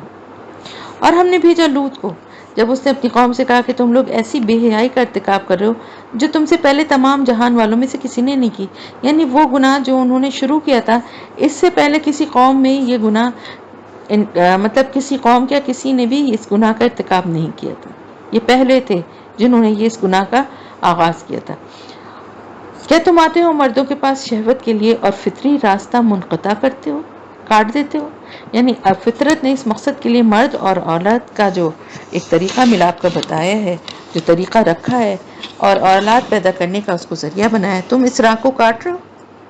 وَتَأْتُونَ فِي نَادِكُمُ الْمُنْكَرَ، اور پھر سب سے بڑھ کر یہ کہ یہ گھٹیا اور یہ مذموم جو گھناؤنا کام جو ہے تم اپنی محفلوں کے اندر مجلسوں کے اندر کرتے ہو، یعنی ان کی بے حیائی اور ڈھٹائی اس حد تک پہنچ چکی تھی کہ وہ یہ گھناؤنا کام جو ہے وہ اپنے عام مجالس کے اندر کرتے تھے، سب کی موجودگی میں۔ فما کان جواب قومه الا ان قالوا ائتنا بعذاب الله ان كنت من الصادقین، تو اس کی قوم کا کوئی جواب اس کے سوا نہیں تھا کہ انہوں نے کہا تم لے آؤ ہم پر اللہ کا عذاب اگر تم سچے ہو۔ اس نے دعا کی یعنی حضرت لوط علیہ السلام نے کہ اے میرے رب میری مدد فرما اس مفسد قوم کے خلاف۔ اور جب ہمارے پیغمبر یعنی رسول یعنی فرشتے جو اللہ کا پیغام لے کر آئے تھے ابراہیم علیہ السلام کے پاس بشارت لے کر آئے، یعنی قوم لوط پر عذاب کی غرض سے جو فرشتے بھیجے گئے تھے، ہم پڑھ چکے ہیں نا اس کی تفصیل کہ وہ پہلے حضرت ابراہیم علیہ السلام کے پاس گئے، انہوں نے حضرت اسحاق علیہ السلام کی پیدائش کی بشارت دی، پھر انہوں نے کہا کہ ہم اس بستی کو ہلاک کرنے والے ہیں، یقیناً اس کے رہنے والے بڑے ظالم ہیں۔ قال ان فیہا لوطا، ابراہیم علیہ السلام نے کہا اس میں لوط بھی تو ہے۔ قالوا نحن اعلم بمن فیہا، انہوں نے کہا ہمیں بہت اچھی طرح معلوم ہے کہ کون کون ہے اس میں۔ لَنُنَجِّيَنَّهُ وَأَهْلَهُ إِلَّا امْرَأَتَهُ كَانَتْ مِنَ الْغَابِرِينَ، ہم ضرور اسے بچا لیں گے، اسے بھی اور اس کے گھر والوں کو بھی، سوائے اس کی بیوی کے جو پیچھے رہ جانے والوں میں ہوگی۔ اور جب ہمارے یہ رسول یا ہمارے جو یہ فرشتے تھے جو پیغام لے کر آئے تھے لوط علیہ السلام کے پاس پہنچے تو وہ ان کی وجہ سے بہت پریشان ہوئے اور ان کا دل تنگ ہوا۔ کیوں؟ اس وجہ سے کہ فرشتے خوبصورت لڑکوں کے روپ میں آئے تھے اور حضرت لوط علیہ السلام اپنی قوم کے اخلاق و کردار سے واقف تھے۔ انہوں نے کہا آپ خوف نہ کھائیں اور نہ آپ رنجیدہ ہوں، ہم تو نجات دینے والے ہیں آپ کو بھی اور آپ کے اہل خانہ کو بھی، سوائے آپ کی بیوی کے، وہ ہوگی پیچھے رہ جانے والوں میں۔ ان منزلون علی اہل هذه القرية رجزا من السماء بما كانوا يفسقون، ہم نازل کرنے والے ہیں اس بستی والوں پر ایک عذاب آسمان سے بسبب اس کے فسق و فجور کے جو وہ کر رہے ہیں، اور ہم نے چھوڑ دی اس بستی میں سے ایک واضح نشانی ان لوگوں کے لیے جو عقل رکھتے ہیں، اور وہ واضح نشانی کیا ہے؟ ان کے کھنڈرات بھی ہیں وہ واضح نشانی، اور وہ بحر مردار بھی ہے، یہ قوم لوط کی بربادی کی کھلی نشانی ہے۔ وَإِلَىٰ مَدْيَنَ أَخَاهُمْ شُعَيْبًا، اور مدین کی طرف بھیجا ہم نے ان کے بھائی شعیب کو۔ فَقَالَ يَا قَوْمِ اعْبُدُوا اللَّهَ وَارْجُوا الْيَوْمَ الْآخِرَ، اور تو اس نے کہا میری قوم کے لوگوں اللہ کی عبادت کرو اور آخرت کے دن کی امید رکھو، وَلَا تَعْثَوْا فِي الْأَرْضِ مُفْسِدِينَ، اور زمین میں فساد مت مچاتے پھرو۔ تو انہوں نے اسے جھٹلا دیا، تو چنانچہ انہیں آ پکڑا ایک زلزلے نے، تو وہ رہ گئے اپنے گھروں کے اندر اوندھے گرے ہوئے۔ وَعَادًا وَثَمُودَ وَقَدْ تَبَيَّنَ لَكُم مِّن مَّسَاكِنِهِمْ، اور عاد اور سمود کو بھی ہم نے ہلاک کیا اور تم پر واضح ہو چکے ہیں ان کے ٹھکانے، ان کے رہنے کے ڈاکے، ان کے مسکن کہاں پہ وہ آباد تھے۔ وَزَيَّنَ لَهُمُ الشَّيْطَانُ أَعْمَالَهُمْ، اور شیطان نے مزین کر دیے تھے ان کے لیے ان کے اعمال، یعنی ان کے برے اعمال شیطان کے زیر اثر ہونے کی وجہ سے انہیں اپنے مشرکانہ افعال و اعمال بڑے خوشنما لگتے تھے، اسی لیے وہ ان میں مگن رہتے تھے۔ فَصَدَّهُمْ عَنِ السَّبِيلِ وَكَانُوا مُسْتَبْصِرِينَ، اور اس نے روک دیا تھا انہیں سیدھے راستے سے، حالانکہ وہ بہت سمجھ بوجھ والے تھے۔ وقارون و فرعون و حامان، اور اسی طرح ہلاک کیا ہم نے قارون، فرعون اور حامان کو بھی۔ وَلَقَدْ جَاءَهُم مُوسَىٰ بِالْبَيِّنَاتِ، اور ان کے پاس آئے تھے موسیٰ علیہ السلام واضح نشانیاں لے کے۔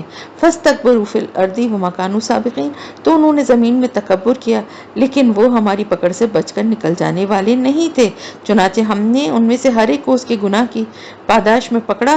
تو ان میں سے وہ بھی تھے جن پر ہم نے زوردار آندھی بھیجی، یہ آندھی قوم لوط پر بھی آئی تھی جو زلزلے سے تلپٹ ہو جانے والی بستیوں پر پتھراؤ کرنے کے لیے بھیجی گئی تھی۔ اس سے پہلے قوم عاد پر بھی آندھی کا عذاب آیا تھا۔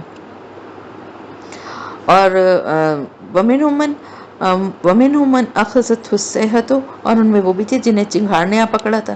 اس سے مراد قوم سمود کے لوگ اور اہل مدین مراد ہیں۔ وَمِنْهُمْ مَنْ خَسَفْنَا بِهِ الْأَرْضِ، اور ان میں وہ بھی تھے جنہیں ہم نے زمین میں دھسا دیا۔ اب اس میں آپ دیکھیں قارون کا ذکر ابھی سورہ قصص میں آ چکا ہے۔ وَمِنْهُمْ مَنْ أَغْرَقْنَا، اور وہ بھی تھے جن کو ہم نے غرق کر دیا۔ تو غرق کیے جانے کا عذاب دو قوموں پر الگ الگ طریقے سے آیا۔ قوم نوح کو تو ان کے گھروں اور شہروں میں غرق کر دیا گیا تھا، جبکہ فرعون اور اس کے لاؤ لشکر کو محلوں اور آبادیوں سے نکال کر سمندر میں لے جا کر غرق کیا گیا۔ اور اللہ ایسا نہیں تھا کہ ان پر ظلم کرتا، بلکہ وہ لوگ خود ہی اپنی جانوں پر ظلم کرتے تھے۔ مثل الذین اتخذوا من دون اللہ اولیاء کمثل العنکبوت اتخذت بیتا، ان لوگوں کی مثال جنہوں نے اللہ کے سوا کچھ حمایتی بنا رکھے ایسی ہے جیسے کہ مکڑی کی مثال جس نے ایک گھر بنایا ہے۔ وَإِنَّ أَوْهَنَ الْبُيُوتِ لَبَيْتُ الْعَنْكَبُوتِ لَوْ كَانُوا يَعْلَمُونَ، اور بے شک تمام گھروں میں سب سے زیادہ کمزور گھر مکڑی کا ہی گھر ہے، کاش کہ انہیں معلوم ہوتا۔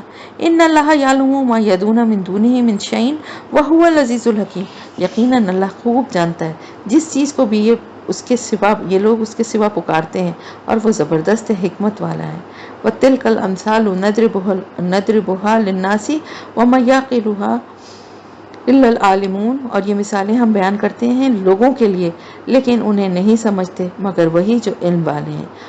خلق اللہ السماوات والارض بالحق ان فی ذلک لآیۃ للمؤمنین، اللہ نے تخلیق کیا آسمانوں اور زمین کو حق کے ساتھ، اور یقیناً اس میں عظیم نشانی ہے ایمان والوں کے لیے۔ الحمدللہ کمپلیٹ ہو گیا۔